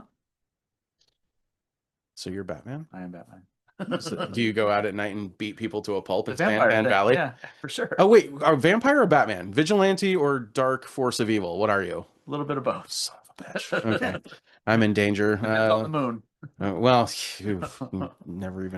don't even know what you're talking about there, because it's absolutely true. But yeah, so bats have always been a thing. And then I thought to myself, if I ever did anything, I would want to incorporate that somehow. So when I was like kind of doodling things out, I'm like, this is a really rad bat. And I was like, rad. And then that word I use all the time. I'm probably one of the only people left on the planet that use it, because like I'm a fossil from a better age, an age before technology. Children, let me tell you, before podcasts there was nothing. We had radio. And it was fine radio. Yes, it was. But then I just decided to go with that and say, I'm just gonna make something. And then I doodled out the little thing, refined it, and then just was like, this is it. This is my brand. This is who I am. I am the Rad Bat. And it's funny because I didn't really expect to get quite the goth following that I did, but they love bats, so they're all about that life. So when I go to any events or anything and I'm like handing out cards or any of that stuff, they're like, dude, this is so cool. Because like my logo kind of almost looks like also like synthwave, vaporwave. So you've got like the combination of like, well, here's a cool bat character, which his name is Spasmo, by the way. That's the mascot's name. So Spaz. And he so I put the like sunglasses on him, made him kind of look like a, I don't know, I kind of made him look like a bad guy from cool. Yeah. but he's a character for sure. Ooh, you're writing that down. Yeah, Hmm. I don't want to forget stuff. Yeah, because that kind of reminds me of Rowdy Roddy Piper's character from what's that movie?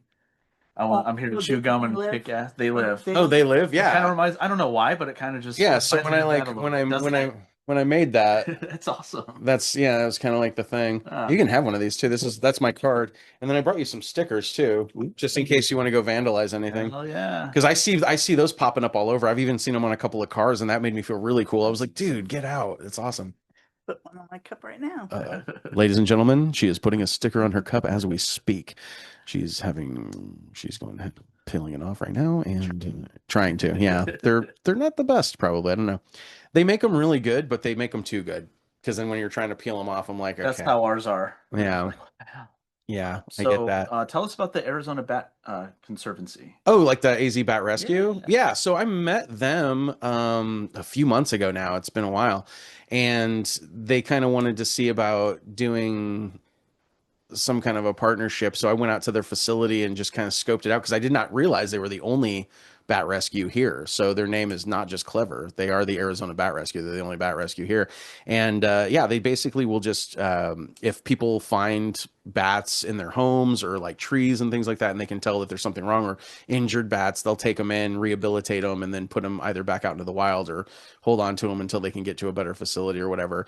And they work, it's nonprofit, so they work strictly on donations and things like that. So I was trying to put something together, and it was my first attempt at doing a collaboration. So I think I didn't hit the mark because I didn't know exactly what to do because I never done this kind of stuff before. So I do want to team up with them again to try to do something where I can donate portions of the sales to their cause, because that's kind of originally what I think we did, but instead I ended up just doing like this discount code, and then I did get some orders from it and hopefully people donated, but I had no way of tracking it. So next go around I'm hoping to be a little bit better on that, because I'm all about helping people out, especially if it comes to something that I'm passionate about, like and there are so many bat species in Arizona. I had no idea it was like a ridiculous number, and you're finding out all these crazy things. Got to go see all the bats, and they're like adorable in person. They're so cool. Oh, they're so The amazing. Pats are so cool looking. Yeah, we didn't see any of those because those aren't here, but they have like tiny ones. And then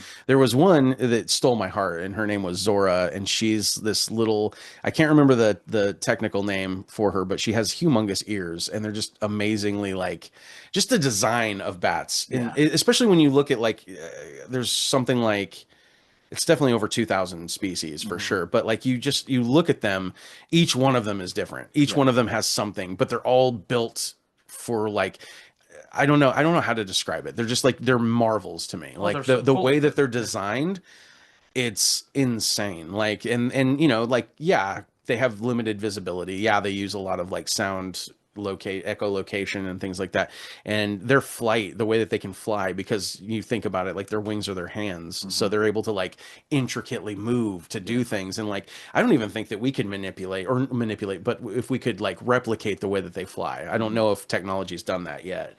It would be cool if they had, because it's interesting to watch them, especially when they're moving. So when they're crawling too, so they have their wings up, but they're like crawling around, and they're just and they're clicking. They're just like, and it makes a sound that's like a little high pitched, but you can hear it, and they're like little teeth, and you're tempted. You just want to stick your finger right in their mouth and be like, bite me and give me your powers. Because I want to hang upside down. I want to go out all night. I want to run into things and scream wildly. That's all I want to do. What are you doing? You're a goober. Anyway, but yeah, so they're a really, really rad cause. And so if anybody's listening to this and they want to check it out, it's just AZ Bat Rescue. They have a Instagram, and I believe they're on Facebook as well. Sweet. So they're pretty cool. I suggest and if you have anything, if you can donate anything, donate, because they're like I said, nonprofit, and they're keeping all these little bats out of harm's way. So it's Where are they a located? noble cause. They're actually located in Mesa. Okay. Yeah. Makes sense because out by like Tortilla Flat and all that, there's a lot of bats. Yeah. And we go to the Goldfield all the time because we have friends that do the ghost tour there. Oh yeah, I heard And, about the yeah. Goldfield Ghost Tour. Yeah. So Have you been on it? Oh yeah. Oh yeah, we Yeah. go all the time. We just went a couple weeks ago. Who runs it? Matt Our Mason. buddy Matt Mason. Matt Mason. Mason. Okay. Yeah. That name sounds really familiar. I Beer Frontier. Air Frontier. Yeah, they're Okay. really cool. Yeah, I definitely recommend doing that. But there's bats out there all the time. Yeah. so.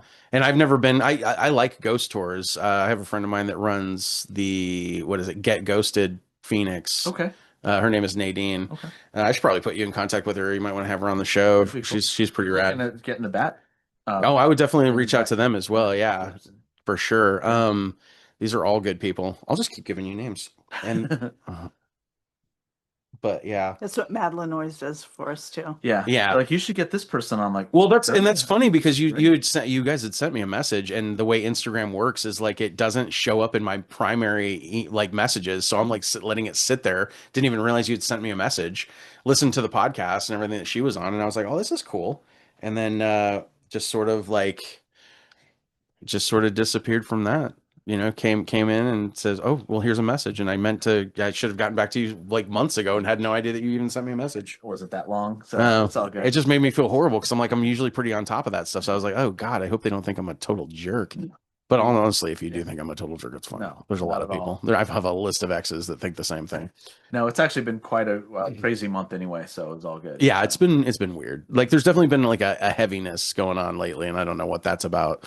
Also, I have been eating a lot of like Mexican food, so that could possibly be part of it. So not to go in detail on that one or anything like that. But yeah, so that's those are some good things that you should probably reach out to and see about getting them on. They're Sure. good people. Absolutely. Yeah. So are you looking to do more than just the 3 that you have right now then? As far as like flavors, is there anything like Oh you're yeah. working So on right the now? the flavor part of it is kind of, it's like not super important to me, but it is important. So like, you know, throughout the year, I like to, you know, I'll do some things like since I started in August, it gave me an opportunity to do pumpkin spice, which was very popular. Nice. A lot of people love pumpkin spice, especially this one as pumpkin spice works.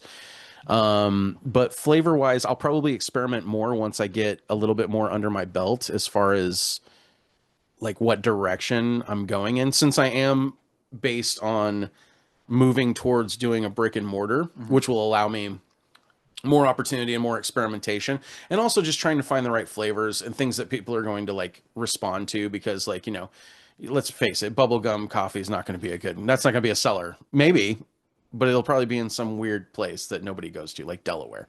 So I'm in Delaware. there we go. See, there you go. Delaware. Yeah. Sure. Oh my God. Yeah. I'm not a gullible. Yeah, but like, so the flavor thing is like, it's definitely on the list of things to take care of, but it's not a top priority. Like right now, the flavors are good and people like them. So, throughout the year, consistently vanilla and hazelnut will be the 2 that I have. And then once the season hits, pumpkin spice, then you've got the Krampus blend, which is the cinnamon roll. So I've got the So Vanilla, because and the way that name came about was because like, I feel like anytime and this is going to sound totally stupid, but anytime I talk about anything with anybody and we're talking about like relationships or something, they're like, you're so vanilla. And I'm like, okay, well, that's the name of my coffee then. So Vanilla. So that's that. And then the hazelnut I titled A Little Hazy, because let's face it, if you're not walking through this world stoned like 90% of the time, what are you even doing with your life? Let's be real. But those are 2 like I've gotten really good feedback on them. The flavors, it's a little bit weirder when it comes to flavoring coffee, because there's a sweet spot to where you have to get it in there. So I have to do it like right after it's done roasting and put the flavor in. And then like, I basically have these like chambers that I lock them in, like chambers, I'm sorry. They're like jars for lack of a better word. Well, I should. Right. Well, when I get a brick and mortar, trust me, like the idea is that I've been sketching this crap out since I was like I'm very 18. much like you, where I'm like, oh, idea. Yeah, idea. I write down crap all the I've done time. the same thing. Yeah, I have so many ideas, and the way that I want this place to look, that's why I want it to just be a standalone. Mhm. I want it to be a one of a kind experience. Like, and I don't mean like experience, like it's not going to be life changing, but it is definitely going to be a vibe Yeah. that you're really going to appreciate. You're One going of to be those, like, you got to check out this Red. yeah, Place, like, come into you know. this place. You know, I'll be spinning records. I'll be like listening to like crap. I'll have VHS tapes playing. Like it's going to be a vibe. It's going to be something unique for sure. So as soon as I find investors that want to like help me on that, that'll be the next step, because My family's the in real machines. estate, so I can even see if they know a kind of a way into doing Really? that. Yeah. So we talk after we're done here, and I can get you point you that direction with some stuff. Okay, So, that would be yeah. awesome. Yeah, so that would be great. My brother, and my dad know a lot of people in that industry. We know a lot of people that do like food and Yeah. drinks and all that stuff. This would be too, my so- first outing, so boy, Yeah. I can't be gentle. Yeah, Be gentle. Be vigilant, but be gentle. But yeah, so it's like that's the whole thing is like, so the flavoring aspect, like and I'm sorry about the tangents and the You're good. ADHD, but the flavoring thing is like, so you gotta flavor it like right after I'm done roasting it, and then I gotta lock them in these like sealed, like airtight things, and I leave them in there for at least a couple of days. And here's the other thing is like coffee. So when I freshly roast it and get it to people, so my goal, and I'm gonna keep doing this until I can't do it anymore, is I get an order in, I get the coffee roasted if I can within 24 hours and shipped out within 48 hours. So they're getting like the freshest coffee they can possibly get. Yeah. Like, and in order to do that, so like sometimes with the flavored coffee, I have to let it sit for a little bit longer, because you honestly want to let the coffee sit for 3 days after you roast it anyway, to allow all the oils and everything else to like settle, and like the flavor locks in, and then there you go. Boom, shakalaka. How do you Send that so stuff out. even just like the regular coffee, when you're done roasting it, what do you do right after that then? So right after that, so I basically have these like food grade tubs that I like, because I don't have inventory. Yeah. So everything's roasted to order. Like I don't just roast beans and just leave them chilling to go stale. That's ridiculous. So I store all of the unroasted beans in like sealed containers or in the bags that they come in. Okay. Until I'm ready to use them, but they're like stored properly, like Yeah, dark, cooler. You know, they're not exposed to any light or heat or anything like that, so they're not going to go bad, because they'll mold too. That's the other thing I found out. They tend to mold more though when you do it like grounds, or when you have like the roasted beans and you just let them sit around, then they'll mold. So that's weird when that happens, because I was like, what the actual fuck is this? It's like when you find mold on your VHS tapes and you're like, why is this happening to me? Not my Toxic Avenger. Dude, I lost a copy of the Toxic Avenger to mold. I don't even want to talk about it. And honestly, I don't even know how it happened, because I don't keep anything, like there's nothing moldy. It was in storage. It was in like a storage facility. So I was like really pissed. We don't have to talk about that though. That was a memory that I probably should have forgotten. Okay. Anyway, so yeah, so I store everything the way it's supposed to be. So when I roast beans, I like, if I get an order in, I roast them, throw them in this like vat, let them cool, whatever. Then I bag them, seal them up, ship them out. That's it. Like it's pretty simple, actually. Okay. It's a pretty simple formula, and it's worked pretty well. Like the majority of my sales do come from online. So that's the thing. Also, my bags of coffee, like some people are a little bit like apprehensive, because they're like $21 a bag. However, if you know, there's incentive to everything. If you follow me on Instagram, I'm constantly posting freaking discount codes for like $10 off. So it's like, if you're not following me, you're kind of losing out. Like, but you know, I'm cool about it. I'll let people know, hey, I will refund this for you and give you this code, then you can reorder, and then at least you're saving some money. So yeah, because it's like, you know, I want you to like, I know what my coffee is worth, and I know that $21 sounds like whatever, but I've sold it for $21 and people buy it for $21. So it's like, you know, it's a price point. I'm trying to make up cost and trying to, you know, give a good product. Well, and you have a game plan too. You want to get a brick and mortar, And that's what I'm trying to do. I'm trying to might build, need that. yeah, I'm trying to build capital to do that. You know, I want the business to succeed. You know, I'm not greedy though. So, you know, I will discount the crap out of things to get people to get it in their hands. And this is how also, by the way, anybody listening, this is how you get free coffee. You invite me to be on your podcast, and then I'll bring you a bag of free coffee like I did for them. Well, because I did got that. us a free one too. So Son of a double- bitch. I'm basically just selling my soul at this point, people. Come on down to Rad Bag Coffee. Yeah, man. No, it's crazy though, whenever you get into that. That because I've given away so many bags of coffee. I've got another 3 bags that I gave out this week to a couple of things. There's a coffee place down by me over near it's like 7th Street called Satellite Coffee, and I dropped off a bag for them because they showcase local roasters. So I Have was you, like, thought of getting with like the local breweries and stuff, doing like because they do coffee, beers, and stuff. Like that. I would love to try. Yeah, Okay. it's weird. There's stuff that's coming to my head too. Yeah, what I can think of. No, that's a great idea because I have thought about that, or like little ma and pa restaurants, like breakfast places, anything like that. Because I'm just trying to I just want it in people's hands so they can taste it and realize what it is. And then I feel like after that, everything will pretty much be where I want it to be. Or Spookies is a really good start. oh, they're great. Yeah, they're- and like when I Terror Trader, I don't know if you've been there. They're across the street by that Fry's. yeah, I know where they are. Yeah, I've never. They carry stuff too. They carry the bones stuff. Yeah. So I Okay. would pretty much be sure they would, if you reached out to them, they would Yeah, accommodate. and I also Shape found is out. awesome. Yeah, I also found out that like there's like I can even get into like some local grocery stores too, and there's like some little markets and things like that. So AJ's. yeah, it's just my thing is like, am I going to be able to adhere to the contractual obligations? Like, will I be able to produce as much as you need Yeah. me to? Like, I'm ready for growth. I just don't know what level of And growth. you don't want to overwhelm yourself. And I don't want to overwhelm myself. I do. Because if I overwhelm myself, then that's going to push me to do Okay, better. That's how I work. It's like Okay. the more stress I have, which I don't know how I have all my hair, but I do. And it's like because I've got a lot of stress all the time. I'm always anxious. I'm like a ball of anxiety. Case in point, I think that's why the dog is down here like on my legs because she just senses it. She knows that I'm stressed out. And she likes scratches. She likes the scratches. Yes, I love you. You're You've delicious. been to Salted Knot in Mesa? No. No, Oh yeah. that's another good small Salted business. Not? It's a pretzel company, Really? Yeah. Okay. and Madeline put us in touch with them. Yeah. Really? From her. Okay.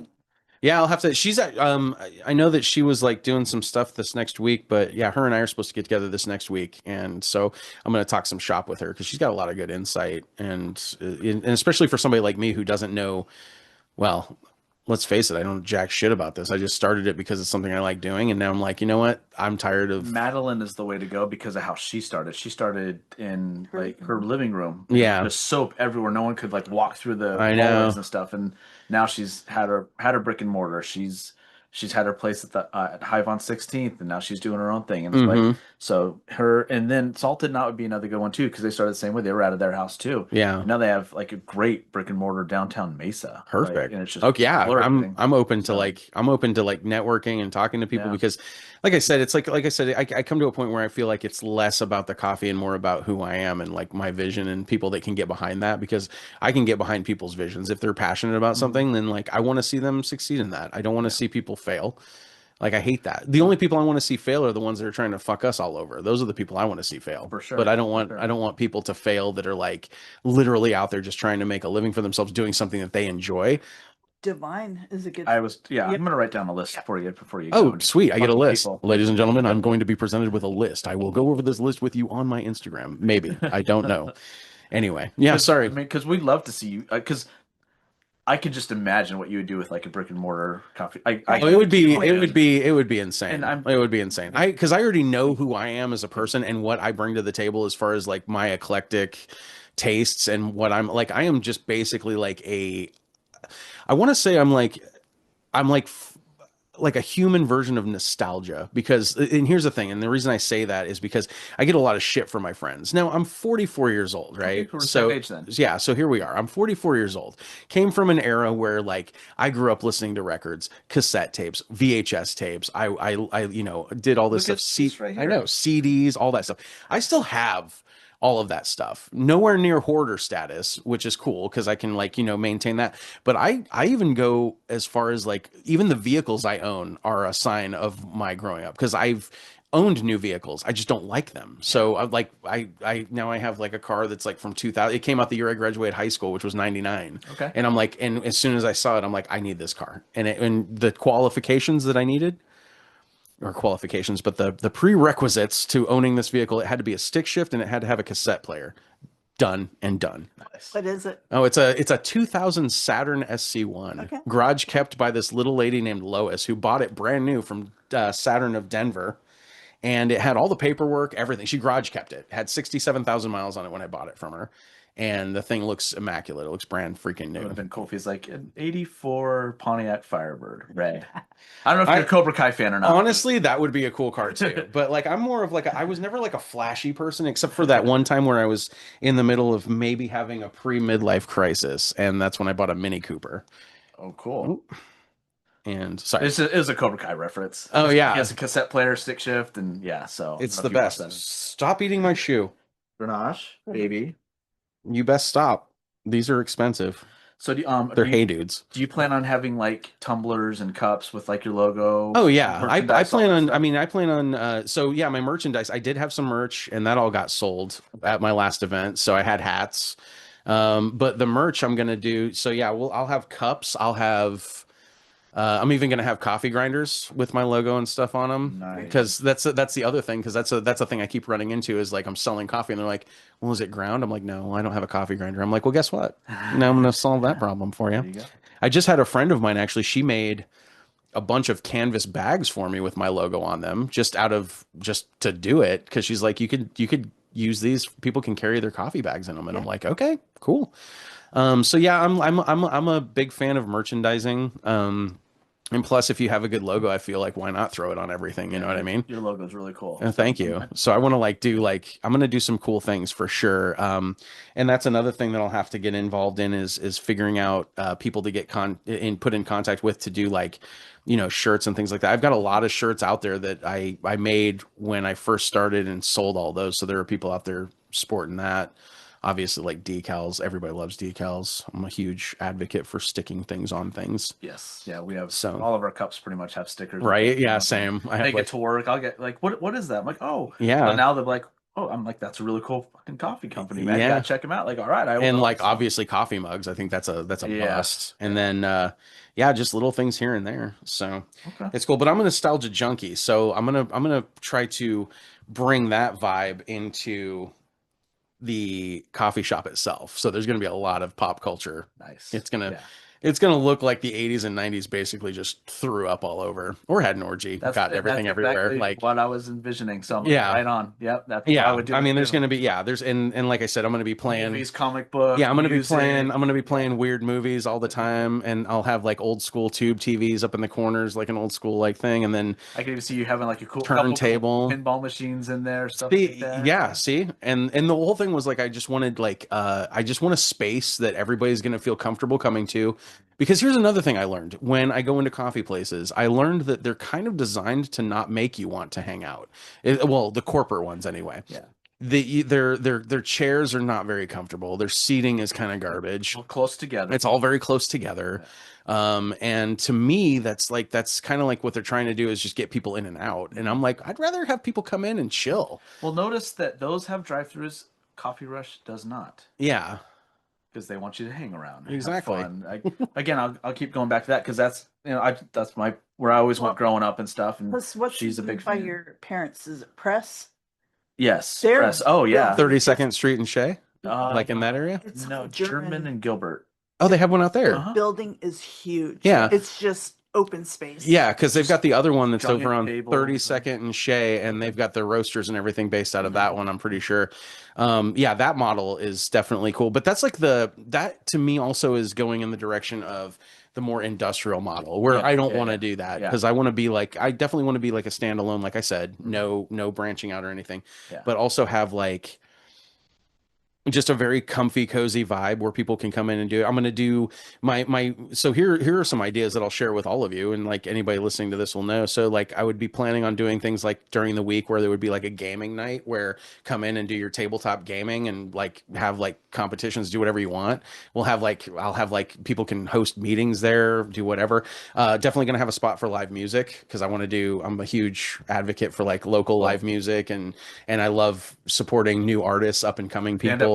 Stand-up comedy. Yeah, go back to my roots and have some of that stuff happening. And then I think just giving that, because I think a lot of people are now on the train of like nostalgia, where they're all going through this like thing where, Stranger Things kind of like hit that off, where now everybody's like Again, all Cobra Kai, 80s. same thing. Got Cobra Kai, Tons of 80s yeah. music and references. Yeah. and just hell yeah, man, I love that. I love that kids are getting into it and getting popular again. Grenache, baby. She's like all up on me. Hi, I love you too. Dang, buy me a drink. Oh, well, thank you for letting me know, Magic Yeah. Voice. Here we are, back.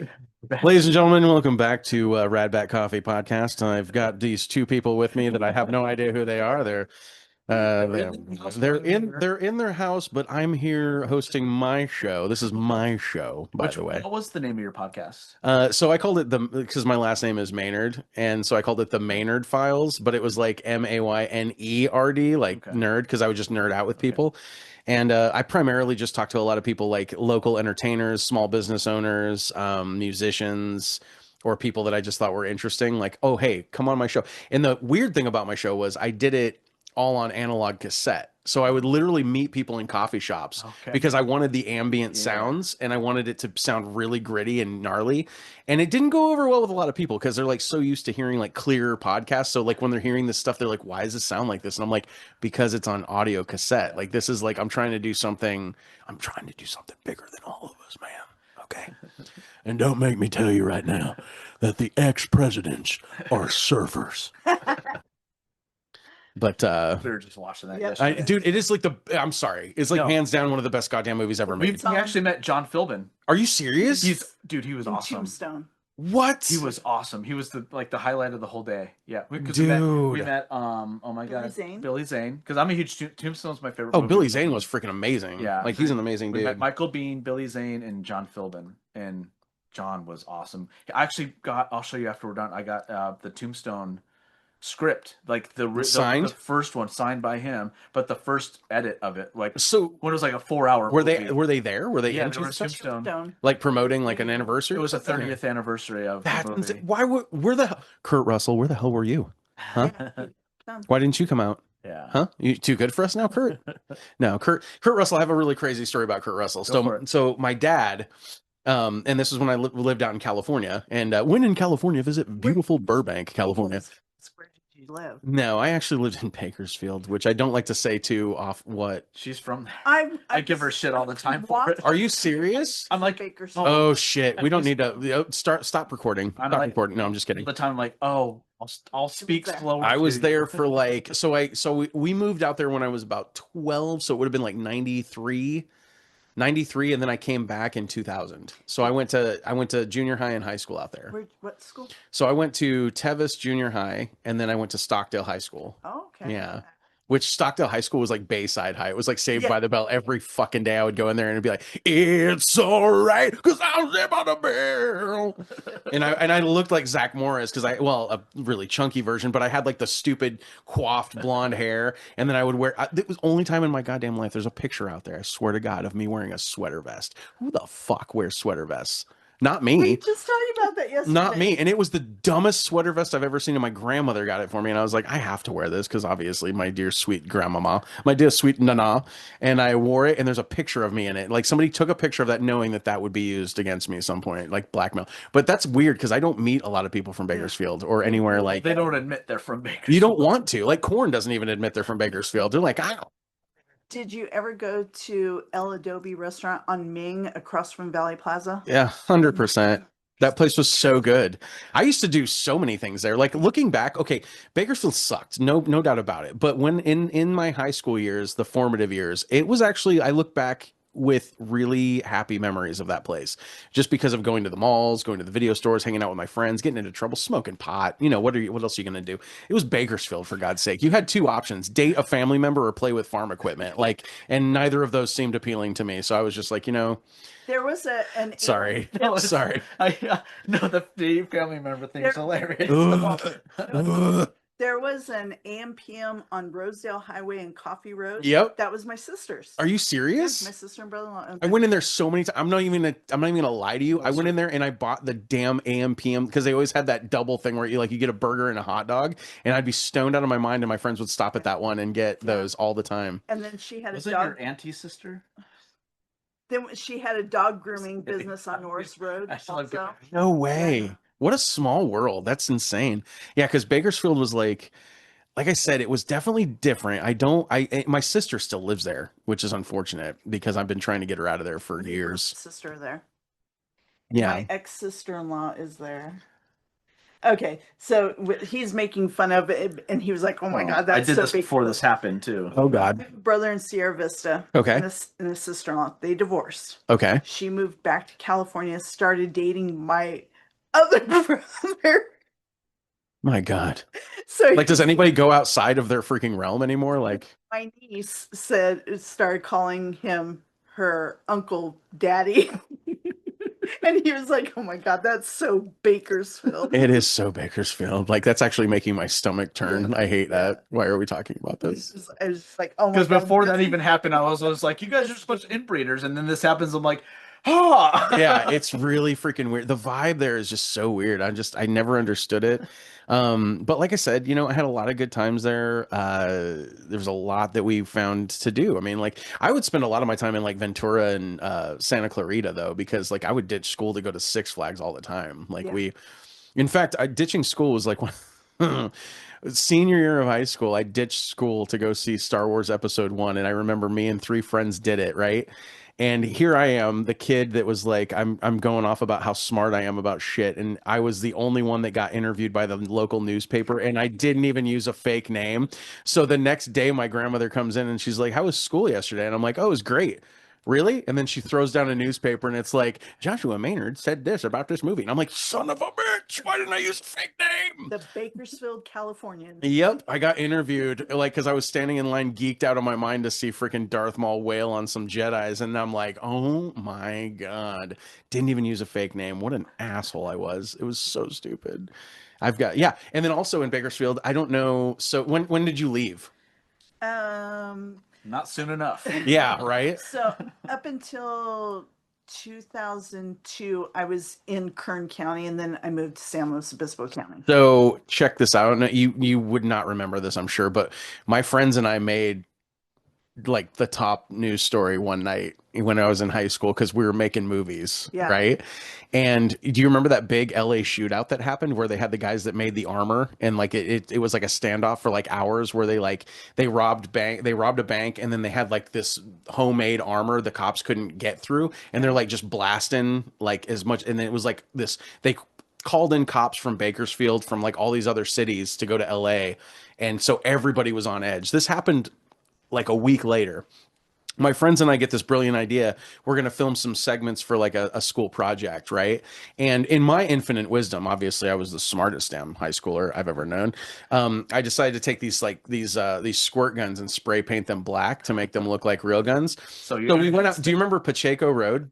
Yeah, so there was nothing out there, right? It was just so we go out there. There's like that. There was an abandoned like barn. So we started just filming we didn't know it. It was just going to be like some bullshit. We just like had the guns out. We were filming and stuff like that. Nothing, not even thinking anything of it. Nobody's around. We're just like doing our thing. Then we get, and this is at the time I'm driving a 1973 Volkswagen Super Beetle. So I've got three guys four total, 3 guys and myself. And then the battery dies on our camera, so we're like, well, we're gonna go to the high school and charge the camera or whatever. We'll film some more stupid shit, whatever. We get in the car, we start driving. All of a sudden, I see a cop in the back, and I'm like, oh, that's weird, because I know that they would always use Pacheco to like shoot down really quick because you could get to Stockdale that way. So we're just kind of driving. I'm like, okay, whatever. And then I look back and then there's 2 cop cars. And I'm just kind of like, oh, everybody wearing their seatbelts? Because I'm literally dumb as shit in this whole scenario. Never been pulled over by cops before in my life. And then all of a sudden, we're just kind of like cruising. We're talking. And then all of a sudden, boom, freaking helicopter spotlight hits my car. Oh. Their freaking cars light up. 4 more cop cars coming from the front that fan out and do this whole thing. And I'm like, what the fuck is happening? Pull over. I've never been pulled over before, so I start to get out of the car, and then all I hear is, get the fuck back in the car. And then I hit my head on the door getting back in. I'm like, oh my God. And they're telling us to keep our hands outside of the door. It became this like 45-minute just nightmare because like they pulled every freaking one of us out of that car, put handcuffs on us, threw us in the back of cop cars, searched the car, found the toy guns. we made the top news story. My friends were so embarrassed because we were all on the news, like basically having to like lift our shirts up and show them that we didn't have guns. Everybody in school the next day was like laughing their asses off at us. And I'm like, God damn it, man. And of course it would happen like a week after like one of the biggest shootouts in LA history. So all these cops were trigger happy. Like you watch the video footage and they all had their fingers on the trigger ready to go. Like we could have been like, if I had made one move, they would have popped us like 100%. I could have gotten killed and didn't even know it. We go back to my grandparents' house because obviously I'm the ringleader of this whole stupid situation. That's where all my friends met. And my grandparents weren't even home. The cops escorted us home. My grandparents show up. And they're like, well, you guys weren't with them when they left. So then it ended up being this whole thing. And yeah, it was really stupid. And that was a really great tangent story, garbage story that I told you. But Bakersfield. Yep. And this all started because I was going to talk about Kurt fucking Russell. And then it went into something stupid. But all it was that my dad met him at it was after he had filmed the movie Breakdown here. So he was flying back to California.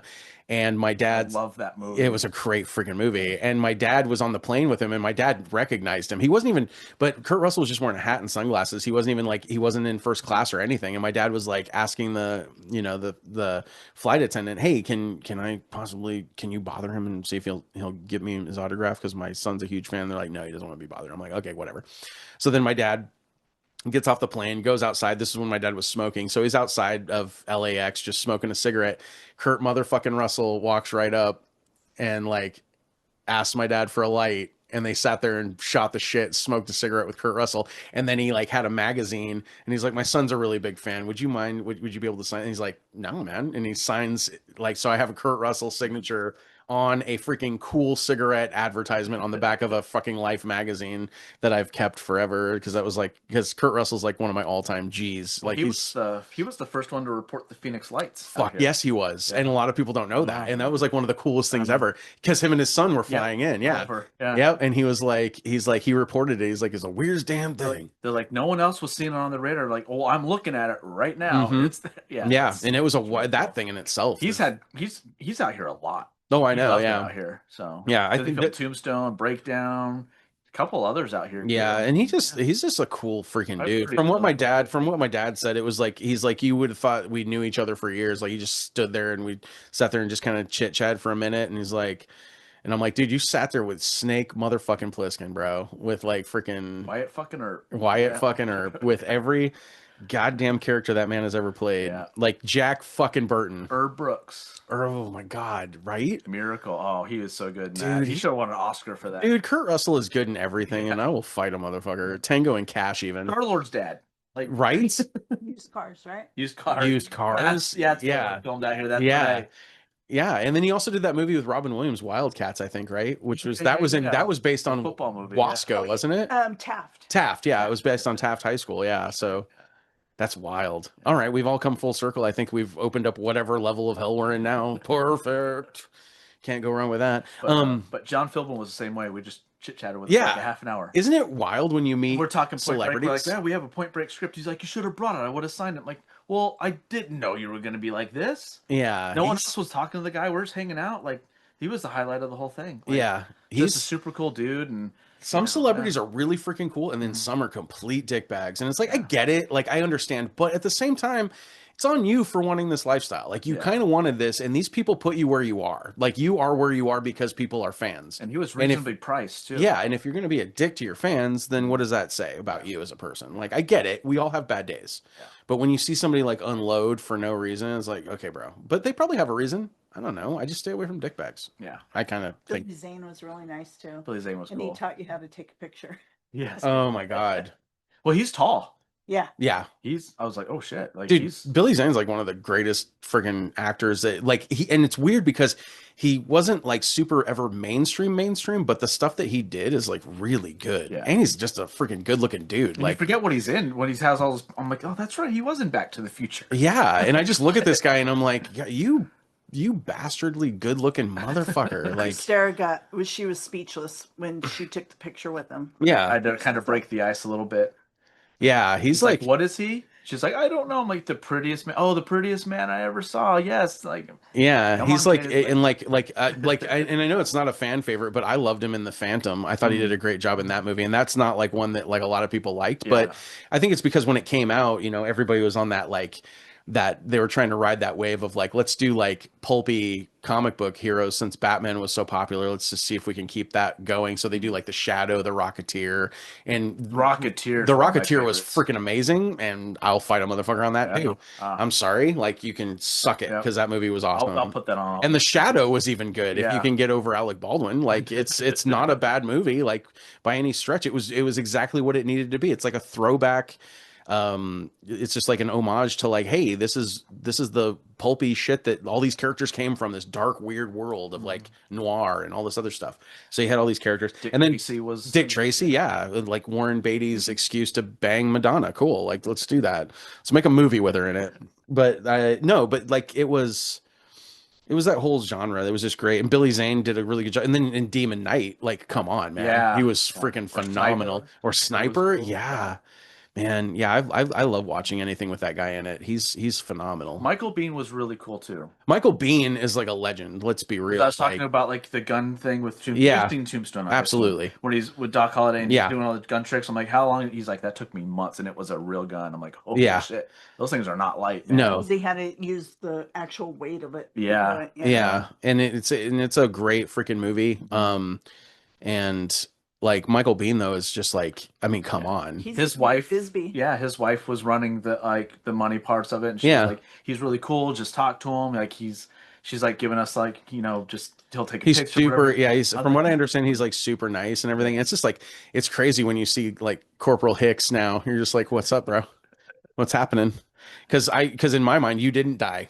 Because I didn't see Alien 3. Because I'm going to admit that movie ever fucking happened. Like it's how trilogies. I'm telling you, man. I don't know what it is. Yeah. Well, like I said, we were down there to do Tombstone, and you start seeing like, oh my god, that's right, he was in fucking Terminator. Yeah, he was Like, Kyle Reese. Kyle Like, Reese. come on. He's like he's freaking all these And yeah, characters. He's like Alien and just he was in Aliens and then he also was like in Navy SEALs. Navy Like, SEAL, come on. yeah. But anything he's ever been in, he's always brought. Abyss. Oh, dude, he was so good in The Abyss.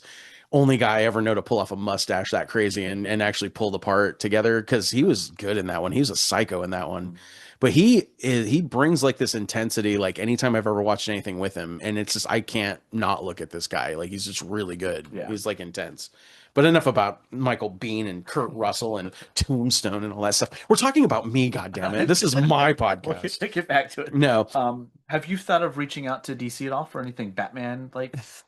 No, that's a good question, but like I'm trying to like I do understand Like that eventually, like when you. I mean, I don't know what I would do, honestly. I kind of had an idea of like making like a parody costume where it's Yeah. just my logo but with a yellow background, so it's like the bat, but like totally because I saw the picture on your Instagram where it's the bat signal, but it's your logo. Yeah. Oh, that's definitely copyright infringement. yeah. I'm 100% breaking a lot of laws on that. Coffee in the Warner Brothers cafeteria. That would be awesome. Yeah, I haven't even thought about that kind of stuff only because that's something to me that seems so unattainable at this moment just because it's so big. Like that's huge. You're dealing with like a lot of legalities I mean, and I don't even like lawyers. I have one lawyer that I dated once and we are on good terms, but my God, I don't even like dealing with lawyers in any capacity, relationship wise or not. I don't know. It doesn't matter. Some of them say yes. We've learned that on this too. Uh, Sometimes just asking. Yeah. But yeah, that's just a thought I had. When That's not especially when about, saw I that mean, picture. it is pretty cool. Cause like, think about it. like Rad Batman, Yeah, like Rad Batman, and just like have him sitting there jittering like while he's driving the Batmobile. Like, got some premium jitter juice here. I got to go stop the Joker. We've got to stop the Joker. And then, of course, like, because we grew up in an era where, the 89 Batman kind of was the quintessential Batman movie, and it will like always be that way. And it was amazing. Tim Burton's finest freaking like achievement as far as I'm concerned. Michael Keaton never gotten. Michael Keaton doing what nobody thought Michael he's Keaton could comedian. do. He's Like, a- exactly. Well, Mr. like Mom. Mr. Miyagi. Yeah. Same thing with Pat Morita. Like he's a comedian. We're not going to put him in a serious Yeah. movie. And I was like, wait, what? And then he like pulled this off. Like, it's insane. But to see Michael Keaton do that, and then Jack Nicholson was just honestly like, yeah. Yeah, you give that role to anybody else. The only person that ever came close was Heath Ledger, in my opinion, just because he brought a creepiness to the character that you didn't have He really. made it more. He Gave it made more it. dimensions. We'll see. It was like the Dark Knight was kind of like if you were to take the. Superhero. I hate using superhero because Batman's not. Super. He's not a superhero, but it's in the realm because it does belong under the superhero banner. You know what I mean? But as far as movies and characters go and development goes, that movie is like it's almost like if you were to take the Batman mythos and then this is what really happened and then make it in the comic books, this is what happened. It's kind of like if Batman happened in real life. Yeah. That's what they kind of were able to do with the Dark Knight. It's like because mobsters. yeah, made it to a real. degree, Yeah. it's like this could potentially be a thing because you got some psycho motherfuckers walking around, and who's to say they're not going to paint their face looking like a clown and talk like a freaking weird ass ventriloquist doll that you'd rather never ever talk to again. But yeah, and it was funny because I didn't even put two and two together, but he almost sounds like Tom Waits in like some of the ways he speaks, like because if you ever watch interviews with Tom Waits, and I saw something the other day where it was a post with the two of them side by side, and it's like, oh yeah, he was pulling some Tom Waits energy. He's like, oh no, it's Tom Waits. Guy always sounds like he's smoked like 12 packs of cigarettes before he does anything. So I don't know. We got to go to an Adam West Q&A in San Luis Obispo one night. I bet that was It was amazing. so fun. Because he had a great sense of humor about the whole thing, and he was a very funny person. Oh, we like, loved him as the mayor on Adam Family Guy. Am I Adam Wee? Yes, Yeah. we got the marquee where it cut off. So it said tonight, Adam Wee. Adam Wee. I cropped the West or the That is SP out of it. so funny. No, he had a blast with some things, and some of the favorite things of Adam West. I mean, because Batman was super, like the '60s was super campy. So in order to like get that to a darker place, like in the '80s when Frank Miller did like his Year One and Dark Knight Returns, which kind of like paved the way for like the dark vigilante hero that we all needed Batman to be, but we always got this campy version, so we didn't know how it was going to like pan out. I think the best thing that came out of that show was it actually made the villains that much cooler, Yes. which made just the Batman character even better because now like they like Riddler and Joker and all the Penguin, all those guys got so over on that show that nowadays the villains are as popular as Batman is. Oh yeah. Obviously we have a Joker spinoff, we've had Penguin spinoff. Yeah. Like, It was so good. name a too. Superman character that's ever had a spinoff. I mean, of yeah, villain. really. I don't remember seeing a Lex Luthor talk show. Do you? No. No, of course not. Although that would be awesome. Like, what are you going to talk about, though? I'm the smartest criminal in the world. And Gene Hackman, R.I.P. Yeah. He was a great freaking Lex Luthor. Speaking of Superman, you looking forward to the new one? I don't know. I don't know either. I know that I trust James Gunn. Yeah. I do trust him because he does quality. And if you watch where he's come from and where he's at, it's totally weird. It's the same thing with Peter Jackson. You watch his earlier shit, and then it's like this guy helmed Lord of the Rings, but have you ever seen Bad Taste or Meet the Feebles or Dead Alive? Like this guy is out there, and then all of a sudden they're like, no, we're gonna give you the rights to this amazing property. Didn't he do that Michael J. Fox? The Frighteners. Frighteners. Yeah, he did that one was too. Peter Jackson. Yeah. And he's a visionary. Like he's like Guillermo del Toro. He's like those, like that whole, there's like a whole universe of these directors or visionaries. Yeah. Where they see more than what the average director is going to see. They have passion. Yeah. They bring that to their work, which is great because a lot of directors are just kind of dialing it in or phoning it in or however you want to say it. I don't know. It's weird, man. We've gone on so many tangents. I don't even know where we're at. I love talking this stuff. I know it's so good. Like movies, entertainment, that kind of stuff it's great. I love it. It's just I don't want to be on the other end of the camera. I want to be like somewhere just enjoying it at a distance without having to worry about legal battles and possible bad relationships. Not that I'm talking like from experience or anything, but maybe I am. Oh my god. Anyway, so that was that. And you still illustrate and all that, you said? Oh yeah. Yeah. So yeah, because I do. Like if you get a brick and mortar, would you want to design like how it's going to look on the? Oh, on the building and all absolutely, that? absolutely, yeah, definitely. I do still like art is kind of like my greatest release, but I do suffer from this and it's not just me. I've talked to other artists where you just kind of get in your head, like, and it's almost like a perfectionist is always going to put out absolutely nothing because we never even start anything. And I am, unfortunately, like, I am a perfectionist and I want things to be perfect. And if they're not, I'll destroy. I've destroyed more pieces of work that I've ever made than I've ever actually put out into the world. Like, and it's kind of sad because I mean, I see some of the stuff out there and I'm kind of, and I'm not trying to sound judgy. I'm just saying, like, but art is subjective. So there's going to be stuff that you don't like, but other people like just suck it up. And I look at some of the stuff that I've destroyed and I'm like, man, that probably wouldn't have actually been bad had I just not been afraid to show it to people. Like, people probably would have liked it. I'm like that with lyrics. Like, Yeah. crap. It's tough. You're always going to be your worst critic. I'm still my worst critic when it even comes to the coffee stuff. I'm always freaking out. Anytime I give somebody a bag of coffee, I'm like, please let me know if there's anything I can do to improve it. Like, I don't know if this is actually real. I don't know if I'm surrounded by a bunch of yes people that are just like, oh, it's great. I don't know. Is it great? I don't know. I hope it is. What So we've had so far is great. okay, good. So, and that's what I get from everybody. So I'm assuming that people aren't just kissing up to me because I have no reason to be kissed up We've to. had a lot of coffee, local, not local, and it's up there with everything we've had. Like, Really? especially like the top. Did you hear that? Did you hear that out there in the world? Are you listening to this podcast right now? You need to understand that they just said that my stuff is good. And notice how cool my voice sounds when it's this close to the microphone. Isn't that creepy? It's a little I like creepy. It's almost like ASMR. It's like, come on, let's just have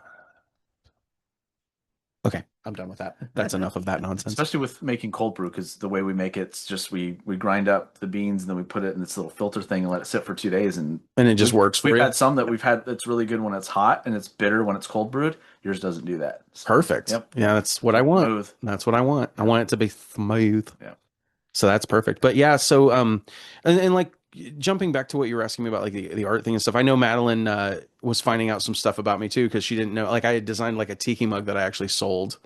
Because I used to do everything: sculpt, paint, draw, illustrate, however you want to look at it, digital stuff, all that stuff. So I still keep up with it. And in fact, I have a friend who's a potter, and he and I are going to do some team up here in a minute and try to make some cool one of a kind designs for some Radbat mugs and stuff like that that I can have in shop to sell or to just have in there that people can reuse or whatever. So we'll figure it out. Nice. I'm all about trying to get the image out there. Yeah, that's So- important for sure. Yeah, and also just to let people know that it's not like your average garbage coffee. Yeah. Not that everything's garbage, but it's not your. I'm sorry, I should say not your stale average coffee that you're used to getting at the store. It's going to be something different. And once I have the ability to like actually roast and prepare coffee in a brick and mortar, that's where the moment is going to shine, because the whole ritual of making coffee is kind of what started it, because I like to do the whole, like, the grind, put it in the French press, pour the water in, let it steep, do this, do that, doctor it up a little bit if you need to, not much, but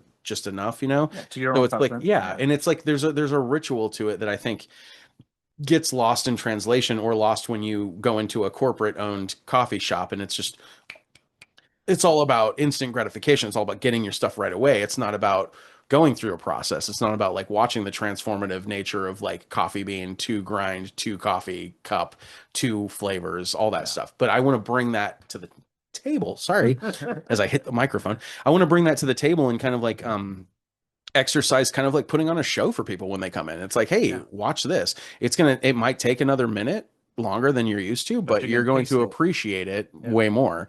And yeah, I'm going to do that as long as I can. I do understand that there's going to be a change, and the way you ever get like a feeling that something's going to be bigger than you expected it to, because that's what I have ever since I started this. It's like, because it's taken off a little bit faster than I thought it would. And then the word of mouth spreading, and then the support that I'm getting from the community, and then the support that I'm getting from friends and family.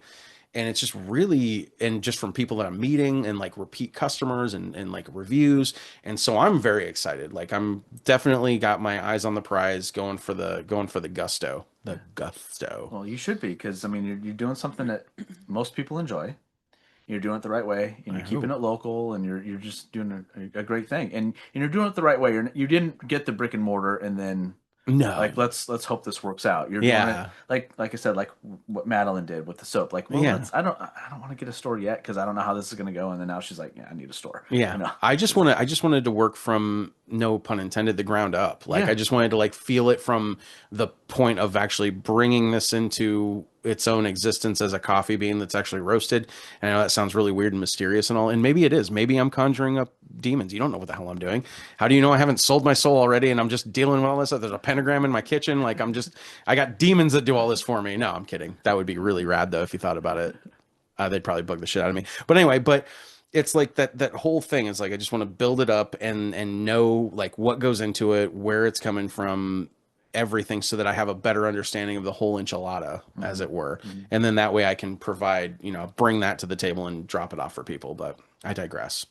Do you illustrate for other people? Do people still reach out to you to do some stuff for I've them? had some people ask me to do some stuff, and I won't lie. I turn down a lot of stuff only because I doubt my own abilities. Like any artist worth their own salt, they doubt their abilities sometimes. I doubt my abilities all the time. I'm always like, I don't know if I could do that. And then I'll sit there and kind of sketch and get frustrated and be like, no, I don't want to do that. And then like cancel it. But I will if and it's not about money. It's just about like whether or not it's something that I'm vibing. And that's the other thing is it's like if I'm not feeling it, like if you're going to force me to do something like, oh, hey, can you illustrate Gumby riding a king crab trying to lasso nuns? Sure. Yeah, I'll make that happen.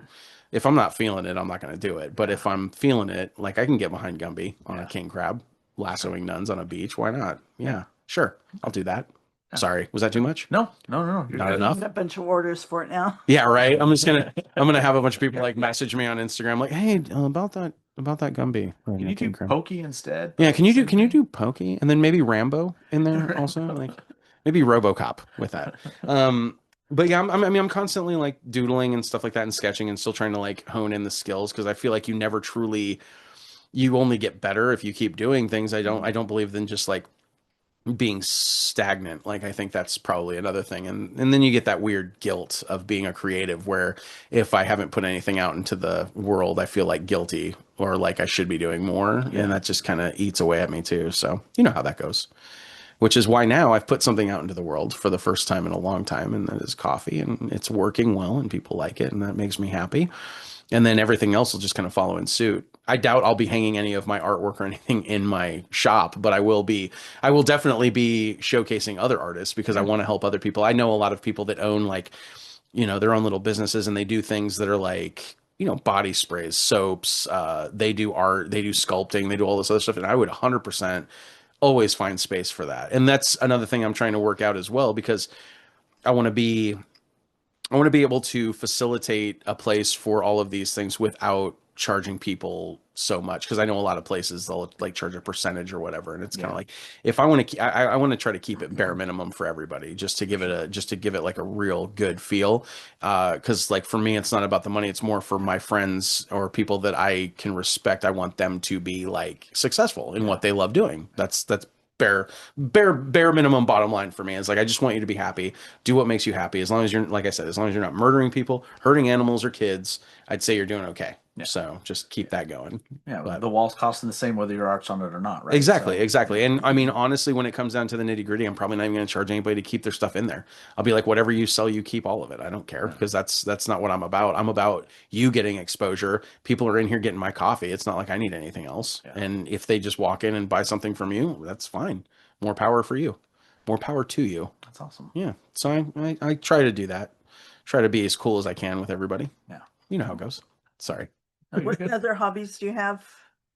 Oh God, we're gonna get into that, are we? Paperwork. No. Well, I mean, sometimes. I don't really even know. I love reading.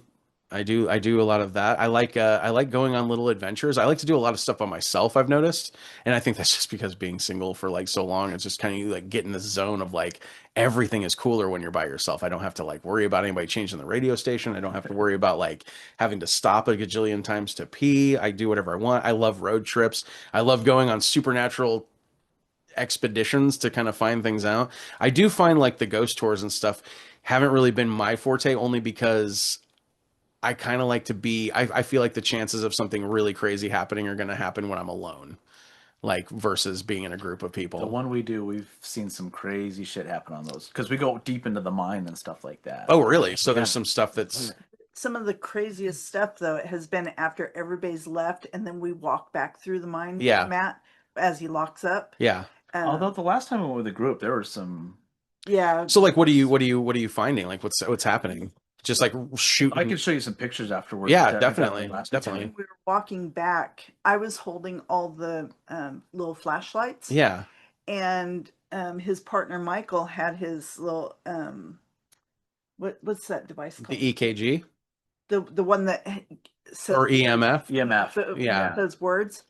And EKG. Listen to me. we stopped for some reason, and all of a sudden the flashlights in my hand started swinging, and I was like, Matt, the flashlights are moving. And then all of a sudden the voice thing came up and said flashlights. And then they stopped and it said bored. It was so weird. And then it started getting really crazy from there because it's saying like stuff about like sacrifice Vice and possessed. Mm. And, yeah, we were So like, you know that that's just some dead And then- person like really and the screwing thing with you. went, like from green to red, just like that, real fast. Is whoa. and like, Yeah. okay. so Okay. even Matt was like, we should probably get out of here now.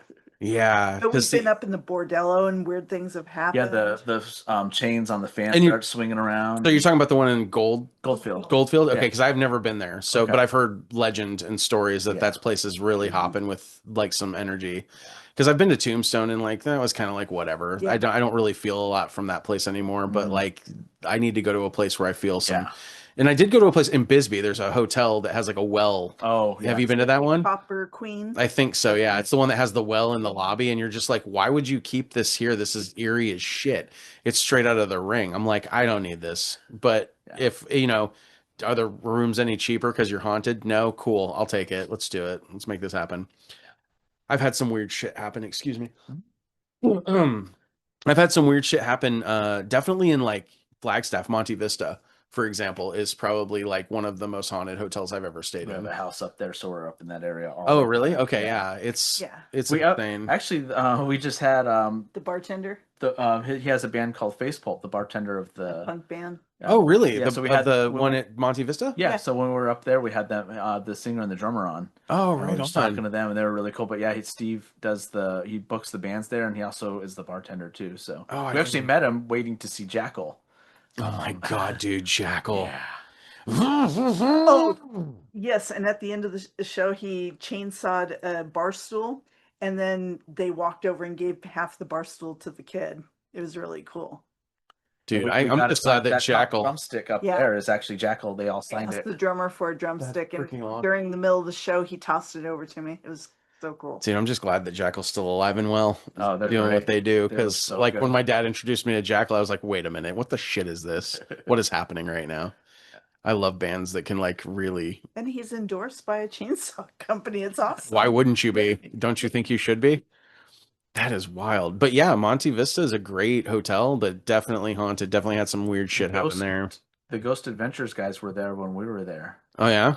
I don't know if I believe any of their stuff. We only do because of what we were told by Matt, because they went out to Goldfield and did one. He's like, no, they won't air something if it doesn't happen. Oh, The scariest episodes we've ever seen of their show Sure. are all Arizona. yeah. Yeah. Well, I mean, figure a lot of shit The happened. here. domes. People don't really even Yeah. think about that, Yeah. like how much shit actually happened here. Yeah. Like, Well, a lot of people like tuberculosis for one. They're all coming out here for that. So there's a lot of deaths from that. People Yeah. unhappy and dying in brutal ways. And Yeah. So yeah, Arizona, Bloodbath Central. yeah. Come on down. Free balloons and hot dogs for mom. Yeah, I love Oof. the road on the way to Flagstaff, Bloody Basin Road. Oh I yeah. love that. Yeah. And there's a whole story that goes with that too. Well, I need to know the story about Dry Beaver Creek. That's the one that's more important to me. What the hell is that about? I say shit about that all the time. Like, what the hell is that about? Like, one, where the hell did you dig that name up, ass? And two, Or one that gets me is Table Mesa Road, like Table Road, or yeah, Mesa right? Road? Yeah. Which Like, one what is are it? we doing here? Like, what exactly are you doing? Do you English? Do you even English? Do you English or Spanish? Which Yeah, one is like, it? ¿Dónde está la fiesta? Aquí. Mesa. Mesa. Okay, I get it. Yeah, table. Mesa Table. Yeah, Table Mesa. plateau. Pupitre. Whatever, dude. Get over it. Knock your shit off. Stop it. No, it's yeah, I always love going up north though. Flagstaff is one of my favorite places to go. It's so vibey and just so like I really like that college town feel that it has that you don't get in like Tempe or like Yeah. when you're out in Tucson, U of A kind of vibe. Like It's still small town, but it's still a still pretty small decent town, but college. good. Yeah, good college in Flagstaff, and then also you're not far from Sedona if you want to take a jaunt over there. The 89A, have you done that drive? Yeah, it's That's gorgeous. where our house, or we're right by the airport where the house is. Oh, Just the okay. hood, just So you just go, oh man, yeah. just take that little roundabout and go to 89A. Like I said, like road trips are like one of my favorite hobbies. I love just like I'll literally just pop in like whatever and just cruise. I'll just pop in some tunes and just zone out. Probably not that great to zone out a lot, but you know, because people don't know how to drive as is here, so it's probably not really up in my chances of living They on. used to drive a lot better, and They did, but now they're all like from other places. remember you used to be able to get from like Chandler to Sky Harbor Airport in like 15 minutes. Now it's Yeah. like 4 hours. And now it's like 4 hours to get anywhere. Yeah. It's like, hey, I think we figured this out. Nobody knows how to drive, so we're just going to keep that going for as long as we Let's have can. as many people move here from everywhere. It is, Maybe and then it's people even first. better when it like today it's raining, so it's even better when I was out here. It's like because to me it's like the only way I can equate it is to like if you ever like took an eyedropper and dropped water on an ant colony and they all freak out. That's kind of what it's like when it rains here. Yeah. Like a couple drops of rain and everybody's like all over the road, like they don't know what to do. Like, bro, like how long have you been on this planet? Like what's even happening?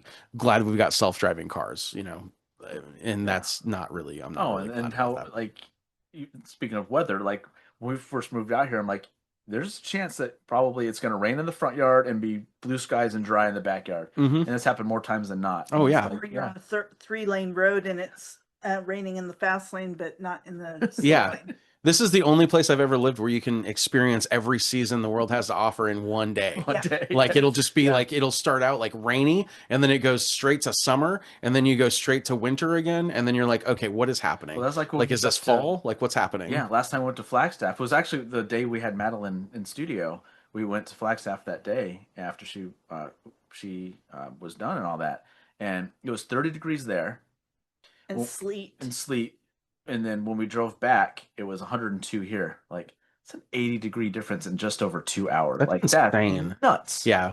I don't think we were meant to actually live here, if I'm being real. I think Arizona was like this is definitely someplace that somebody was like a dare. It's like, oh, I dare you to set up shop in Arizona. It's like, okay. Okay. This place was founded on a dare, and you'd have to be pretty hard up to convince me otherwise, because 113, anything above 100, I mean, honestly, it all feels the same at It that does. point. Yeah, it doesn't exactly. matter. That's what I tell But people, like, yeah. I'd like to live somewhere where I'm not constantly battling melanoma every freaking day that I'm outside. That'd be awesome. Because I'm pasty, man. I'm like freaking Norwegian. Like, what do you want from me? Like, we don't know what the sun is in that country or in that realm. I'm a damn Norse god, for God's sake. I'm not supposed to be here freaking dying of skin cancer. Whatever. Sorry, tangent. Good. What music do you like listening to? Oh man, really? Yeah. You're asking the tough questions. Today. Yeah. Okay. When you go on your road trips and stuff, is there like a go-to or anything like Oh, that? or- dude. Okay. So all-time favorite band is The Cars. So Okay. I will like 100% listen to any of their albums any given day, and some of their solo stuff that they did outside of it. I thought that was a phenomenal band that just definitely had a lot to offer. So I'll listen to that. So cruising tunes, like basically it'll just be like playlist shuffle. That's it. Like, and I mean, it covers everything. We've That's how got mine is, we've yeah. got R&B, heavy metal, pop music. I love smooth jazz, like guilty pleasure number. Whoa, thunder. That's Thunder. Yeah. It's probably because I mentioned smooth jazz. It usually pisses off the Yanni gods. Yanni actually is a guilty pleasure. So is Enya, and I call them guilty pleasures, but really I don't care who. That's how I don't am really care. too. Dude, you're talking to the guy who in high school like basically begged his grandmother to order Pure Moods so I could just listen to that freaking. You know, I just wanted that all the time, and that just kind of set the bar. So smooth jazz is like 100%. Especially like when I'm cruising around like on a road trip, I'll just pop in like a smooth jazz sampler CD or something and just vibe.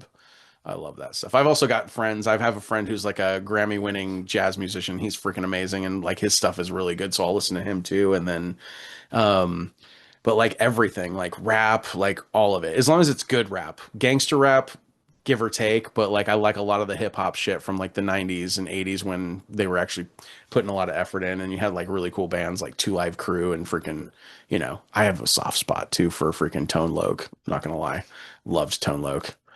But yeah, so musically, I mean, it just doesn't matter whatever I'm feeling.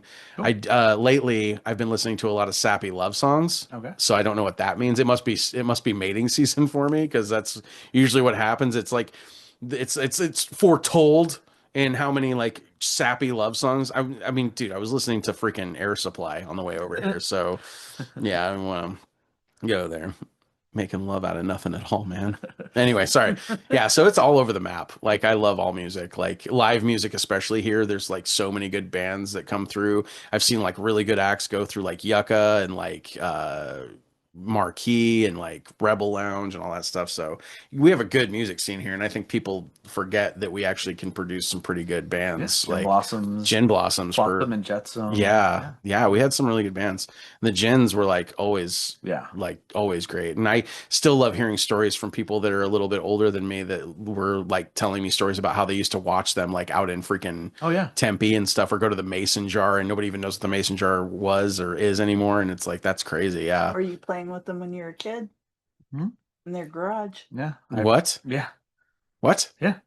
I had a little stint real quick where I just lived not too far from them and sat on drums for a little bit. And then No. 5 years later, they became like what they were. That's awesome. Well, I mean, I'm definitely friends with like a few of them. And then like, yeah, it's so, and I've met them through band members that I know and things like that. But yeah, It's too bad. Cool. They kind of peaked and valleyed pretty quick. They did, but you know what? They left us with some goddamn gems. Oh, they're on my playlist. Yeah, because I mean, I'm sorry, but that banger that they put out on the Empire Records soundtrack was like that shaped an entire generation, I think, because that was just like the movie was just a poignant piece of cinema for like a lot of people in the teens. Granted, I've never been to a music store that ran like that, and I really wish that I had. The closest I ever was like there was a Virgin Mega store that was in like Ventura, I want to say. I don't remember, man. I think Ventura had one, yeah. Yeah, and it was huge, and it kind of had that vibe where it's like you walked in, and then there was like the tower on Sunset that you could go to, which is cool. And nobody remembers Tower Records. Fight and Lynch Mob were out of here too. Rob Halford. Oh yeah, yeah. And then Lynch Mob formed here as well. Yeah, there's a couple more too. Yeah, Rob Halford. Oh my god, dude! If I ever got a chance to meet that dude, I'd probably like lose my shit, because Judas Priest was like 100%. I was banging out Judas Priest throughout high school. I still do.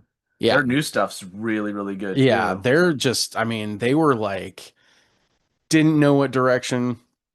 Because if you listen to their first like 2 albums, it's completely different from what you get than when the 80s hit. And like Defenders of the Faith is like for sure one of the best albums ever made. Like Painkiller. And Painkiller, when that came out, that was a good year for music. That was 1990. So you figure Painkiller came out, and I think AC/DC released Razor's Edge. Pantera Cowboys. Yes.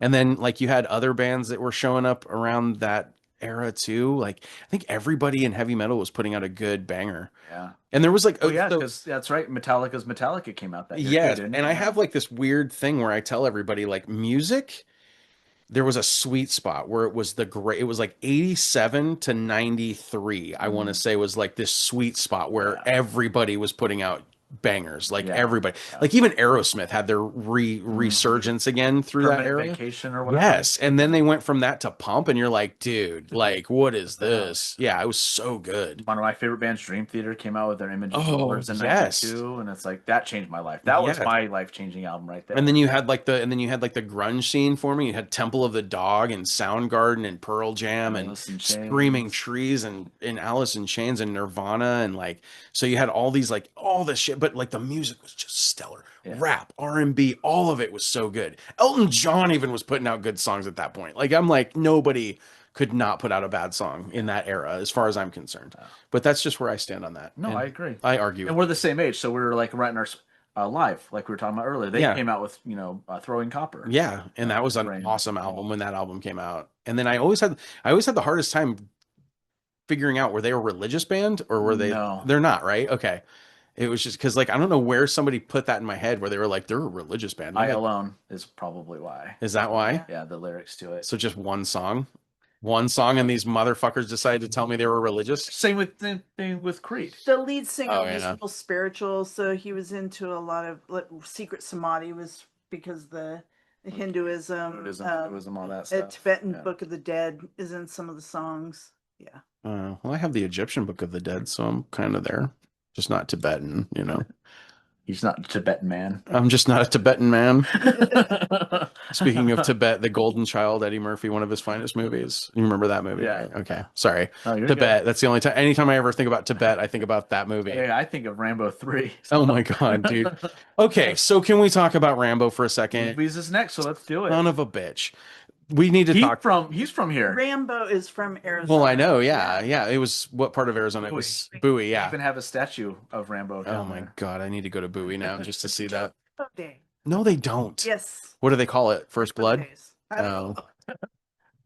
First Blood. So here's the thing. So this is my biggest conundrum or quandary or whatever word is used to describe, I mean, for lack of a better word, anomaly that is the Rambo movie series, right? So this is where my brain just goes into like this weird, like, I don't know what flavor of tism I got dealt out when I was born, but it's something good. I don't know, but this is how my brain works and breaks things down. So you have the Rambo movies, right? Okay. First Blood was the first movie, correct? Uh-huh. Okay. So then the sequel is called Rambo, First Blood Part 2, right? Yeah. So how the fuck do you get Rambo 3 when there was no Rambo 1 or Rambo 2? Yeah. So how does that happen, right? And then you go for Rambo 4, which is just called Rambo, which is actually the sequel's name, Which is probably the best one of the whole series. which was, and then you have Last Blood, like Rambo Last Blood, right? But like, where did that come from? Like, how did you do Rambo 3 Well, when there so- was no Rambo 1 or Rambo 2? So First Blood in the book, he actually shoots himself. Yeah, he kills himself. It was never supposed to be a franchise. And they didn't even know about a sequel for the movie anyway. because Exactly. Luckily, he didn't kill himself in the first one. Yeah, But well, they yeah. they filmed it. They do have Yeah, the they scene, do, but yeah. it's like, and it's depressing, and probably a good reason they didn't do it because that movie was actually really well done, and it how much is it relevant to like now with exactly with like the- people, and yeah. them coming back and having these issues. This was 1980. yeah. And he's or 82, and he's talking about this kind of stuff and Yeah. coming back, and you But know, I Vietnam- can't even hold a job washing goddamn cars. You know, Yeah, like, and Vietnam screwed up so many people, and I think that that's something that people just do not remember. And like seeing as how I had family members that were directly affected with like Agent Orange and all sorts of shit, Yeah. and you don't even realize, like, nobody understands trauma quite like a soldier. Like I know we all have it, we all have dealt with things, but like my God, when it comes to like that level, it's like to even for them to even be able to function at all after any of the shit that they've been through is amazing to me. And it's like a testament to the human will. first responders and military. Yeah. like top of my like. It's How do you do that? it's man? like I could never do it. 'Cause I tried to get into the every military, day- but I would never be able to do it. Every Like there's day, no way. you do not know what you're getting into. No. Every single day. Like Every you single work a day. regular job, you're like, okay, tomorrow I'll knock these out. Yeah. On the computer tomorrow, whatever. Yeah. I'll do my TPS reports tomorrow. You know. Yeah, Office- TPS reports. Office space. You know? Yeah. But like I'm these gonna guys, need you to come in. I don't know if Saturday. there's going to be a baby blown up in a microwave today. Yeah. Or And nobody a wants hit that. and run fatal crash. I don't want to see anybody I don't like know if I'm going to be shot out and grenades thrown at me today. I Yeah. don't know what's coming. just You some know, of the just- stories that because I've talked to some vets from Vietnam, even from like Desert Storm. Let's be honest, man, we've had parties that lasted longer than Desert Storm. That thing was like nothing in the grand scheme of things. It like- was something, but it was nothing. But like at the same time, Nirvana, essentially. yeah. At the same time, it was kind of like whatever. But the thing is with talking to anybody like that. So and then you watch a movie like First Blood, you're starting to like actually realize, that they did a really good job dialing that in as far as like his torment that he's going through, like this stuff. And you realize he doesn't even kill anybody through the whole movie. That one guy dies from an accident. Yeah, he's just trying to survive. And you got these people like turning on him, and he's not even trying to do anything wrong. He's just trying to like make his way through. And that's the point of the whole book, and the point of the movie was to just kind of like shed some light on this shit. Yeah. Like you And, said, I was driving like $10 million tanks, and I can't even keep a job at a car wash area. Exactly. Like, And then you kind of lose something with the Rambo series, though, in my opinion, because as soon as you get into Rambo First Blood Part 2, it's total cheese action fest. It went from like, we have a very cool story, we have a very good character, and then it just went into, we're just going to give the people what they want. And you just want a bunch of explosions. You want a guy firing off an explosive arrow 5 feet from a target. Yeah. Fine, whatever, we'll give that to you. And there's, I'm your worst nightmare, and then that third one, it's like, oh, hey, yo. And it just gets real cheesy. The fourth one is when they bring it back to the whole Where like, he's like, I'm not taking you there. You do not want to You go don't- there. It's all and personal. it comes But back. it has story. It has story. It comes So back good. to where there's actually like heartfelt shit in it. Yeah. It's not just an action fest like Yeah. the last two Rambo Yeah. movies. So it was kind of like their way of saying, all right, let's do this. And then Last Blood, I didn't even watch that one, but I'm sure it's good. It was good for what it was, but it was weird because it was the first time Rambo was vulnerable. He was out of his element, Oh, okay. so was he actually gets buoy. So he was like at a Walgreens. he gets his ass kicked. Oh, Yeah, pretty good. I mean, honestly, I would I Like could probably do a treatment though, and we could write a story about Rambo to Walgreens, make a movie based on it. I'm sure. Like he goes in to get cold medicine and ends up getting something completely different, like something for like knee and joint pain, not realizing that he's out of his element, and then Yeah. like just has to pull a knife out and start shanking people. I mean, like I'm telling you, it's Hollywood, man. They'll make anything these days. for sure. Tell you a story about that. Wasn't my favorite, but it was still good. But it was like he was domestic, you know, he was out here again and Yeah. tired, and it's just like it wasn't quite a Rambo movie to me. It still had good elements. Had a Yeah. great had 5-1 by the Doors in it, which was greatly used, which is Okay. one of my favorite Doors songs anyway. Okay. That But was- all of this effort, and they still haven't made a Demolition Man 2. And that's where I'm upset with Sylvester Stallone. I'm like, you sellout. Demolition Man was such a goddamn great movie. It was so good. And it foretold so many things that are actually happening today. yeah, Self-driving The cars. seashells, but Well, let's hope we never figure Yeah. that out, honestly. It's more important that I just have a bidet. I don't care about seashells.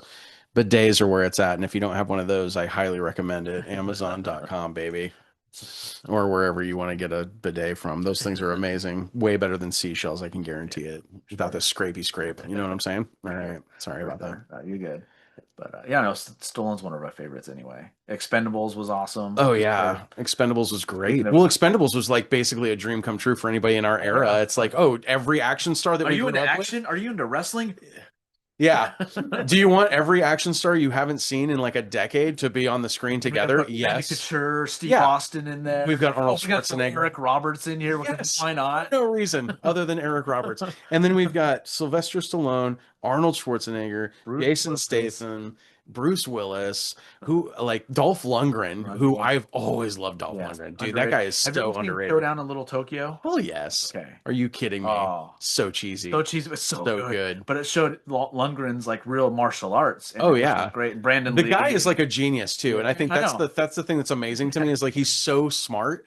He's like a friggin' scientist for Did you God's hear sake. the story where the people broke into his house when he wasn't there, No. and his wife and daughter were, and these guys were robbing the house, whatever, and they're holding them hostage and all this, and then they went to one of the tables in there and they see Dolph Lundgren, like, who is this? And the girl's like, that's my dad. Like, Dolph Lundgren's your dad. They put the stuff away and left without stealing anything. Sorry. We're sorry, left.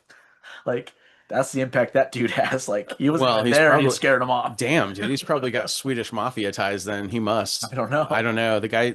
I mean, seriously, the guy was It a. could be false. I just heard the story. But did you see that guy like in his prime? He was like a unit. He-Man? He was a dude. That was probably when he was his peak performance. Dude, he was massive. Yeah. He was. I mean, he was scary as his Like character Drago? in Rocky, but man, he was a beast. Yeah. And He-Man, he'll always be He-Man to me. He was That so movie got good. so much. It got so much crap, but I it. love that movie. I'm sorry. Courtney It's- Cox's first big. Yes, like, it was a major role, great and- freaking yeah. movie. I don't care who you I are. know. It was because what else are you gonna do? What else are you gonna do with that story? Like they did it. They did what they could with what they had, and they did it in the time that they did it. Granted, it sunk Mattel. Granted, it sunk Masters of the Universe, but it was already on its way out. But now it's having a complete renaissance. Like yeah. everything is back. Everything that we grew up with is now back, Yep. and all these kids are like just chomping at the bit to get their hands on it. They're like, "What's a record? What do we do with it? Why do I have to pay $40 for a record now? I don't know." Because those things used to be $12.99. You'd go to the store and buy a brand new album for $12.99, and now these people are forking out $60 for like one album. I'm like, dude, like how is this even? How have we come to this? Like it's not that expensive. That is like all profit. Oh, for sure. Yeah, it's like insane.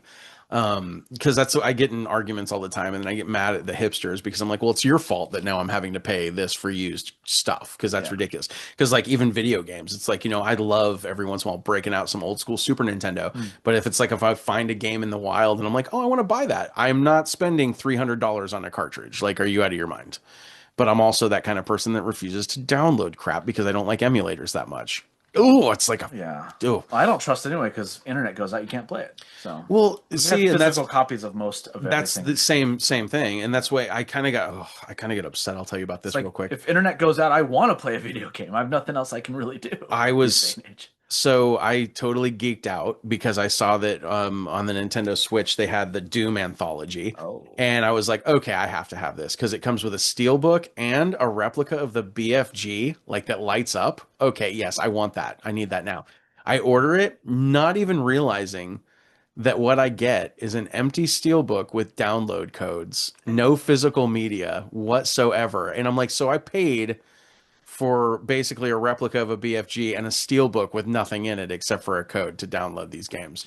So that irritates me only because like if anything happens with the licensing, those games are gone. I don't have them anymore. And that's stupid because it's like but everybody's going to that and I'm like, nah, I'll stick to my physical media. Thank you very much. Like I'll still have my Game Boy games, I'll still have my Nintendo Super Nintendo games. I'll still have my whatever else I have, my N64 from when I got it in '96. Yeah, and it still works, right? Oh yeah, it's great.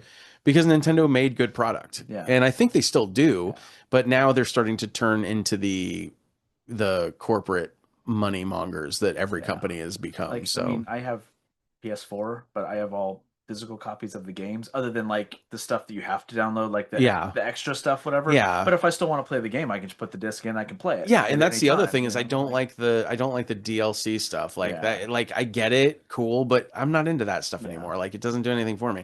Like I don't want to give money to something that I should just get for paying the money I already paid. Like why do I have to pay more than $70 for this? Yeah. Like you guys are all getting paid pretty well because you're selling millions of copies of these games. So it's like, come on, dudes, like stop. No, it's just greedy. And then you're not giving us anything really to work with. Like my Super Nintendo, like those are all my games. If I go get them on an emulator, I could lose them as soon as licensing goes out, and that's just why do I want to risk that? Why do I want to gamble that? Also, nothing looks I have to go out and buy old school TVs because none of the old school games look good on the high definition stuff because it like totally you see every pixel and it's like that's not what it was made for. So there's like a whole renaissance that's happening where people are realizing that old tech was the best tech. And there's a testament to that with how that tech is still working to this day. And the other stuff just craps out. Like when was the last time you bought a television that lasted longer than 10 years? Yeah, they don't anymore. My television, everybody laughs at me. And this is where my friends will dub me the technology taxidermist because I've got one of those old school big screen TVs that was like the whole big box unit. Mitsubishi, like a 300-pound, but it's got the sound system built in. The screen is freaking awesome. Video games look good on it. Movies look good on it. What's the point? Like, and it's older than most people I meet nowadays. Like, so I'm like, and it's still working. So what do you want from me, And to have the sound system built in, because most of the time you got to buy separate stuff now. That's how they all market it. And then forced obsolescence. It's like, this shit's not going to last you more than like 5 years. But I digress. We've gone on a tangent that we need to come back from. I'm so sorry. You're good. What about series? Are you into any series? I know we talked a little bit earlier, but like, TV shows or anything like that? I honestly, the last thing I got into was probably Stranger Things. And then other than that, I just kind of, I haven't really watched too many things. I mean, I caught the first season of Cobra Kai. I do recommend continuing that. Okay, I might have to because that was pretty cool and that was a nostalgia feel for sure. It doesn't stop. Like the last episode has the 80s nostalgia to it. Like okay, so it just keeps going. Okay, and I mean, like honestly, it was a good way to keep the Karate Kid license going. And now they've got the new movie coming out. It's out. Oh, is it out already? Yeah. Oh, okay. Yeah. Well, must not have done that great then if I haven't heard anything about it. Oh, I think it just came out though. Okay, perfect. So I think like maybe a week ago. It's competing. It's competing with Mission Impossible. Yeah. Although the first Mission Impossible in the 90s was awesome, like the OG, like Brian De Palma. We've been showing a lot of them recently. I'm like, man, Tom Cruise is fucking crazy, dude. He's nuts. Like I don't think he's been right since he did Legend, if I'm being real. Like, Good movie. it's a great movie, but I think Director's cut though. Watch the director's cut. I have it. Yeah, it's a Okay. good one. Oh yeah, that's the way to go. The only thing I don't like about the director's cut was the score. I wanted them to keep the Tangerine Dream score because I love the synth thing because that Yeah. was it really made the 80s feel. For sure. The new one, the score in the director's cut, it's not bad. It's I mean it's Goldsmith, so it's obviously good, but I like it's that it not. filled a lot of the gaps in the original. It did fill a lot of gaps, yeah, because there's a lot of like parts that just don't no cohesion like Yeah. until you watch the director's cut, which is the way with a lot of things. Yeah. Like, have you ever seen the director's cut of like Aliens, for example, where there's like this whole scene where like you find out Ripley had a daughter that's now like dead or old or some shit because she's been gone for 50 years, and you have this whole like story arc now, like this whole like thing where she's like going through all this stuff, and that makes her bond with Newt that much more important because it's like she's grasping onto the memory of having this young daughter that she never got to see again because some shithead had to go stick his face in an egg. Close Get her- Encounters did the same thing too. There's like 3 different. Oh, cuts of yeah. that, which was amazing. Yeah. Any of them are great, but just it gives you different. You can watch whatever you want to watch, and you get a different feel of it, and Yeah. all that, which I love too. Yeah, and like Close Encounters is a good example. Yeah, I just like movies that like some of them the director's cuts don't work though. Like Blade Runner, for example, I didn't think the director's cut worked. I liked the Same. theatrical release on that It one. almost got a little too long and drawn out. A little too drawn out, Didn't yeah. need it. And Blade Runner was already one of those movies that was like it's always going to be a hit or miss movie with everybody because like you're expecting something and then you don't. You get what you want if you go in with no expectations, but if you're expecting some kind of like sci-fi spectacle, like some action-packed Star Wars kind of a thing, you're not going to get that. You're going in for like tech noir is what you're going in for. You're going in for like a futuristic detective story with some really cool shit, good visuals, very good acting, and then just a really cool story if you follow it. But Have you seen the Terminator 2 director's cut? oh yeah, Okay. definitely, yeah. Where they show the part where they actually were Where going they- to drill that thing out of him and not let him wake back up, the Terminator. Yeah, I was like, why was this left out? This is so crucial. yeah. Like, that's a major point. Because I even remember though, because as a kid, you remember she how was going to smash it with the hammer. And he's she like, was, oh. yeah, because they pull out the chip to Yep. do some whatever. And I even remember that it was weird because back in the day, I don't know if there was like a communication thing with people or what, but like back in the day, I used to collect trading cards. So I had like Terminator 2 trading cards, and one of the trading cards was that scene, but it's not in the movie. Yeah. So you're looking at it going, this wasn't in the movie. Like, what is this? So like you didn't know what was getting like they just made shit before the movies would come out. Yeah. Like toys, even like Yeah. sometimes Oh, yeah. they would make toys and you wouldn't even know what was going to come out. Because I remember Tron Legacy when that came out, they had toys that came out, but they didn't look like the characters from the movie because they were like, "This has just been released. This is all we got." And now we've got these toys that don't look anything like the movie characters, but here you Well, like are. Star Wars did that too with Oh, yeah. some of the characters that ended up being very bit parts or background parts, but they thought they were going to be bigger roles and they weren't. For our money, every character in Star Wars had an action figure, even the background characters. Like Lobot, for fuck's sake. Like, what the hell was the point of that, dude? We had a guy that basically just walked around carrying napkins for, Billy D. Williams. Like, what else are we gonna do here? Lando Calrissian's like right hand man over here. It's good shit. But you got an action figure. Yeah. Oh. So Well, Boba freaking Fett. ridiculous. Yeah, and Boba Fett wasn't even a big character, No. and he gets wiped out immediately. Yeah. Like, so how good of a Boba Fett, where? yeah, how good of a freaking bounty hunter are we? And then like, let's bring him back because everybody just loves his image. I'm like, oh my god, dude. But I'm done on Star Wars. I'm burned out. Like I Disney too. pretty much hammered the shit out of it for me. Like I'm like, okay, you guys are done. We were talking about that the other day. Yeah. Because the thing is Disney getting the rights to Marvel, Star Wars, and all these other things is just is actually the beginning of the end. Because all they're gonna do is just beat the shit out of these things. These franchises are just gonna be like so. There's no feeling to them. They're just you can see exactly what they are. So it's just In my opinion, they've had like 2 good series. The Boba Fett, Mandalorian was good, and then the Obi-Wan series are like the only 2 really good ones. yeah. See, And they didn't even they didn't even make those to last. Like the Obi-Wan, they did the one and done. It's like you guys could have continued this for like 3 more seasons. It would have been great. yeah. So has that nostalgia to it. No, we're gonna do the Andor thing, and then we're gonna do whatever that last one was that totally bombed. Yeah, I don't remember what that was. honestly, I have no. I watched the first like 3 episodes of Mandalorian and got so turned off by it because it was basically just like watching that anime Lone Wolf and Cub, but with Star Wars characters. That's kind of what it reminded me of. So I was like, okay, well, this is redone use stuff, but I will say that the one movie that I really did appreciate that they did a spin-off, and I think it was before Disney got the rights, was Rogue One. I Yeah. think that one was the best spin-off Star Wars thing I've seen so far. For sure. Because it really brought a lot of things together, and it was really cool to see Yeah. the story It of closed the gap from 3 to 4. exactly. I would have loved to see them do something cool like Shadows of the Empire, because when they First of all, I brought love that that in, game. yeah, Book was great, but the but- book was great, but like that Dude, filled in 5 to so- 6. yeah, that filled in so much between Empire and Return of the Yep. Jedi.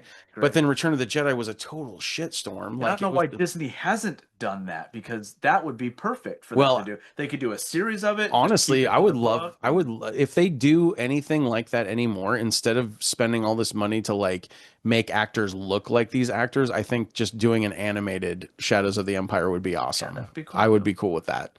Because if they could do it in the vein of like Clone Wars, that would be great. I think they did a really good job with that. Yeah. I mean, I love animated stuff. Batman animated series is probably my favorite Dude. of all time. And then like oh my god, why am I blanking on the name of the movie they did? It'll come to me. They did a movie with the same premise. Oh, god damn it. I am blanking on it right now. On who though? What was it? The Batman animated series. Oh, first Mask of the Phantasm? Phantasm. Yeah. I think it's one of the best Batman movies of all time. 100%. Like- Yeah. Great voice acting cast. It was Can't go wrong dark. with Kevin Conroy ever. Ever. He's everyone's when they're reading a comic book. That's who the you're only giving- voice I hear Yep. is that voice, because anybody that's ever even come to try to come close to him, and when they got him to do the Arkham games, I was like, dude, you did the right thing, Yeah. because that's the only way these And games. Hamill too. Yeah, and these are perfect because these characters made those characters. Like Mark Hamill, when I found out he was the voice of Joker, I didn't even know what to do with myself. I'm like, you're telling me And he Luke was Skywalker. Great doing it. Yeah, Like, you're telling me that Luke Skywalker came in here and said, let's do this. Let's do this right.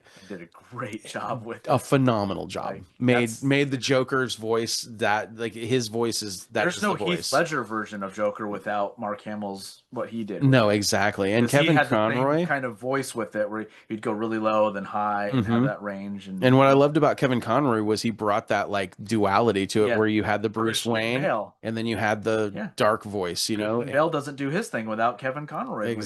exactly. He had the Bruce Wayne. But Kevin voice. Conroy just had that voice, man. I wish I could do what he did because he was just so good. He's like, Joker must be stopped, but he just had like such a way of like doing it. That Was like that, gravitas. yeah, it was very good. And then It's his like- Bruce Wayne was so great too, where you're like, oh, this guy's just a regular. He's just a regular dude with a Yeah. really big chin. Yeah. Like he's just got the jawline of a god.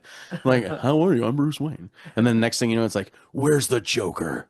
And then you're just like, oh god, here we are. But yeah, he did the voices for that. Mask of the Phantasm, phenomenal. Arkham games, phenomenal Yes. because of that. Like, I still have all those. yeah, I do too. Oh my god, those They're- are I'll put them in and play them every once. I'm like, it's just fun, beating the hell out of people, jumping off buildings and whatever. and using all of the gadgets. Yeah. Oh, and detective mode was like the greatest because that was the first time they had made a licensed video game based on a comic book character where it was so good. Because so many games they just come out and, and it's then like you get to drive the Batmobile in the third one, and you can launch out of it. Like, what's happening right now? I don't. yeah, I feel and uncomfortable. it's a tank mode. Oh, yeah.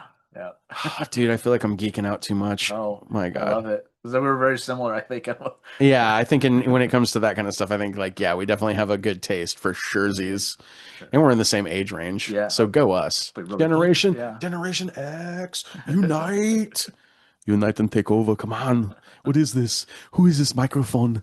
We had the best. I mean, because we still went out and played, but we had the video game aspect. We had Yeah. great music, great Yep, movies. Yep, like- we had arcades, which Arcades. people don't even know the greatness that those were. Although Although Starfighters, have you been there yet? No, but we did level 1. We've done that a couple times. Yeah, you That's need to pretty do cool. Starfighters. Okay. 100%. They're only open on the weekends, and it's I don't remember how much it is, but they are amazing. So you go in there, and it's just like an office complex. So they've bought out these like offices, and it's just wall to wall arcade games, and the most extensive collection of pinball machines I've ever seen in a sitting. Like it is amazing, and it's like you pay one fee, and it's all free play. So you just go through. Yeah, it's like $10 or $11. It's called Starfighters Arcade. It's out in it's like Mesa Gilbertish. Oh, okay. Yeah, it's not. It's like off of the freeway. And scope them out on Insta. I follow them on that. But I've been there a few times, and it is always a good time. Like I'll get lost in the sauce for hours. I'll just sit there and start playing because they've got a couple of arcade games that are like classic, but you never would have like remembered them. You know what I mean? I don't know how to describe it better than that. Like you just walk in and you're like, I don't remember this game, but this is fucking awesome. Like, yeah, so it happens. But anyway, that's enough about that. Sorry. Cool. Tangent. No, you're good. So what is your overall vision for Radbat? Is it the Brick and brick and mortar. mortar? Oh, pretty it's the much? brick and mortar, continue the online sales, do some more events. So once I actually get the brick and mortar, it will give me more freedom to do some other cool things, because I always want to do something cool for like the community too. It's like that's kind of a big thing. I want to host like adoption events for like dogs and cats. I want to do like things that can help like schools and things like that with like education programs or like reading and stuff, like music programs, art programs. I'm a huge advocate for all of these things that they keep taking away from people. And it's like, man, without that shit, we're basically just like, we're music- working numbers. Like that's all we are. It's like, doesn't make any sense. Like don't take away people's ability to be individuals or to express themselves in a creative fashion. Well, you know? like my thing is, I don't remember the last time I've had to use math that I couldn't do it on my phone, but I'm still playing my drums, and I've been doing that since I was 6 years old. Exactly. That's how important it is. To me. Exactly. Like, And I went another day today also without even having to find the surface area of a sphere. So I think that I'm doing pretty good mathematically. Like that's something, for you sure. know. Yeah, that- because creativity is something that Google can't answer for you. no, it you know? can't. So, and I think that being taken away is not good for children. Not at all. Not at all. So like there's a lot of things that I want to do. I want to make Radbat very integrated into the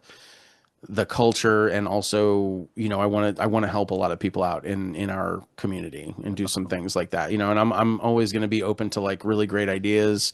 I'm not a for-profit kind of person, except for like as long as I can keep the business running. I'm not greedy, so I'm not looking to like make millions of dollars on anything, but I am definitely wanting to like put back and help people out where I can. So that's a huge vision for what I have. You know, I've got so many great ideas. It's just getting there. So that's the part. And this is the grueling part of it, where it's like, it's not going to happen overnight. And statistically, I think it takes like close to like 3 years for any business to truly turn profit. So it's like, you know, and I just want to get to a spot where I could be like, here we go. I'm comfortable. And now it's time for me to like do some cool shit, and the people are going to like love it. So I think that once the brick and mortar goes up, it's going to open up a lot of opportunities for myself, as well as like, you know, I want to hire some good people. I want to bring in some good people, and I'm going to be there all the freaking time. I'm sure of it. So I'm a workaholic. So will we. Yeah. Well, that'll be awesome. I'm a workaholic. In fact, come in and do your podcast from my coffee shop. Why wouldn't you do that? Hell yeah. Why wouldn't you do that? Because I don't want to invite myself or invite us to do that, but you Did I just invite you? Yes, you did. Goddamn vampires. You guys are so predictable. So predictable. It's like, oh, as soon as they invite, we got him. He invited us. We're in. I'd Great. bring that back. That's fine. Whatever. I have garlic. I'm fine. You guys cool with garlic? I love garlic. That's exactly I'm what a vampire. part Italian, so That's exactly what a vampire would say to me. That wants me to think that they're not a vampire. By the way, so that's cool. Don't think I haven't been around your kind before, man. I know how to deal with y'alls. But that's awesome. Yeah. So that's pretty much the goal. I just want to do something that I love and be successful in it, and just bring that happiness and like kind of spread it with other people. Just have everybody like really cool and happy. nice. You know, I just want everybody to be chill. Stay rad. That's my motto. You know, that's the whole credo is just stay rad. Just keep partying, keep doing your thing. Don't hurt people. Don't hurt each other. Drink coffee, hang out in my shop, play some video games, do whatever. Gaming, listen to music, watch my shitty movie choices, listen to my really weird music that I'm going to put on like freaking vinyl all the time. I got it all planned out. It's going to be epic, but yeah. So that's that for that. Nice. And then our last question that we ask, since Justin is a drummer and our podcast is called Drumming Up Conversation, who is or are your favorite drummers? My God, seriously? Well, obviously it's got to be Meg White, right? Sure. No, I'm kidding. She's great. Hoping you were kidding. Yeah, she's great for what that music is. She's fantastic. Favorite all-time drummer is Neil Peart for sure. Like 100%. I don't think there's any I listening to him is like actually kind of like going through some kind of weird, like, I don't even know how to describe it. It's the weirdest thing ever. Oh, sorry. It's the weirdest thing ever, but like listening to him, like just listen and just trying to like isolate those drums with my brain while I'm listening to Rush. I'm just like, this is incredible. Like this is really good stuff. So yeah, he's always been my favorite drummer for sure. And then I would say like just out of the respect of like how like how hard it was the drummer from Def Leppard. He's And I been think our most said. Rick Allen has been our most. Rick Allen is like, he's a G. Like, I mean, the guy did some stuff that's just like insane. And to do what he did is one of those things that's like, you overcame an obstacle, I'm man. big Like a huge, for doing anything without him. yeah. And you overcame an enormous obstacle and did some, Self-inflicted. it was, So, but you did, but but yeah. you overcame it Yeah. and you managed to keep your And shit thrive. going and Yeah. thrive. Yeah. Yeah. And also made the drumming better. And I don't even know how that's possible. Yeah. But I mean, when Hysteria came out, it was like, okay, this is insane that you're Mhm. able to do all of this. And then training your training your feet to do the things that your other hand is supposed to do. That's freaking awesome. So yeah, so Rick Allen and Neil Peart, I'd say I have huge respect for. And then I mean, if you want to get like classic, I mean, Buddy Rich was great too for what he did, like a jazz drummer, like he was awesome. So So he was it's the first rock star drummer, really. yeah, Like, really, he 'cause was. he had his own band and all that. His big Buddy Rich band, and yeah, so Yeah. everyone went to see him instead of like the horn section and all that, which they were great too. But Yeah, yeah, that was his thing. that was Yeah, his for thing. sure. He was super cool. Yeah. Nice. Sorry, she's like just going to town on my legs. And where can our listeners find everything that you're up to? Oh, so if you honestly, I'm most active on Instagram. So just Radbat Coffee. And then online, if they want to order coffee, it's radbatcoffee.com. And like I said, I'm always posting like coupon codes and stuff. I have one right now and I'll post it later, probably this week. And it'll get $10 off of an order. Also, that's where I'll post anything like if I'm ever at an event. So like I said, June 13th, I'll be at the Monster Market. Nice. And that's put on by Cult Classics. And that will be at Thunderbird Lounge June 13th. And it'll be a night market. So Friday the 13th. So make sure that the little creatures come out to play because it will be awesome. So that'll be like that'll be where you can find me and I'll be there in person. And you can actually shop about coffee with me. So, Nice. and hopefully I'll have some more products by then. Cool. Yeah, absolutely. But yeah. Awesome. Well, thank you for doing this. Well, no, And thank you for we- having me. I have talked a lot. No, 'cause it's good. It's already 1:00. Okay. Yep. That's 3 hours. It's all right. It's all good. Okay, you Yeah, say that. Yeah. The editing will be a nightmare. No, I probably won't edit it. Oh If it'll allow me to post this long, I probably won't even edit it. my God. A lot of people they'll watch like segments of YouTube and stuff anyway. They'll put it on for like 20 minutes and then Yeah. go back to it. I do that as well. I know a lot of people that do. So there's a lot. Look at Joe Rogan stuff. His stuff's 3-4 hours sometimes, and people he's the most popular podcaster there is. So I always look at it that way too. So yeah, don't worry about it. We've had longer episodes than this, and those are people's favorites. Oh, okay, cool. Yeah, like Well, then I'll go with it. our Just book hope- watched one was over 3 hours long. It's 40,000 views, and it was over 3 hours. It's Grenache. Jeez. No, I'm just trying to relocate my legs. She keeps finding them and just licking the crap out of me. But yeah, I love it. Thank you for doing this. Yes. We Thank would love you. to have you on again. Hopefully, we can do it at the brick and Oh, mortar when you yeah. get it, and we'll do something there. That's and- what I'm hoping. Yeah, Yeah. definitely would be a vibe for sure. But yeah, we really appreciate it, and we'll post all of your social medias and where to find you and everything too. So, Good. Thank you so much. Yeah, and I'll definitely post the link and everything like Yeah. that to the episode when you have it up. So, cool. So, all right. Well, thank you for having me. of course, thank you. So that was our amazing conversation with Josh from Radbat Coffee. That was a lot of fun. It was. I mean, He's cool. it felt like we had known him like our whole lives, and Right. we had just finally met when he got to the house, and Yeah. he brought us a bag of So Vanilla, which Vanilla. we haven't gotten into yet because we're still going through the one that Madeline brought us. But yeah, that was just a lot of fun. We'll have him on again.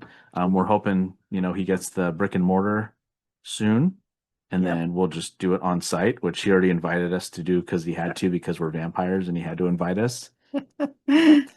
And for anybody that's ever watched Home Improvement, I was kind of Wilson the neighbor in this We're episode. still trying to get the angles for the camera, Yeah. getting everyone in here. But again, we- eventually we're going to get a good setup in here to where the cameras will be in great spots, and we'll get multi views or Yeah, we I can't don't do the multi-view yet. I just don't know how the hell I'm just glad I figured out how to edit this kind of stuff. Yeah. So I don't know about multicam, but we'll work on getting one that we can put in an area that's maybe a little higher up that we can zoom on. I can even maybe control from like a remote that'll do the trick, and start doing things that way. But for now, that works, I guess. But Yeah. we didn't notice until we were doing it because just the way things are. And eventually too, we're going to get different mic stands for this, and that'll even help. Mhm. That could even do it because then it can come from underneath, and it won't be up here. It'll be down below and underneath, Yeah. and all that, kind of like what J-Ro has. We just need to figure out how to get those to work. They're not super expensive, but that I got laid off and stuff, we had to kind of calm some things down. Yeah. So, but again, thank you again, Madeline, for setting us up with that. It was really cool that the kid knew him as well. Yeah. And just fun. Just, again, nakedfigsoap.com, and look up Radback Coffee. You can either order it from his website or just reach out on Instagram. She's playing with my feet. Okay. Grenache is underneath, just kind of playing. We're doing this on a weekday in the evening, so she's a little. She's been alone all day. This is the first 2 days not being in the Good job. kennel Yeah. while we were at work, and so far so good. So knock on wood. Yeah, she's been really good about it. So, but we know this episode got a little lengthy, so we'll go ahead and get to closing it up. But then again, just check out everything he's doing.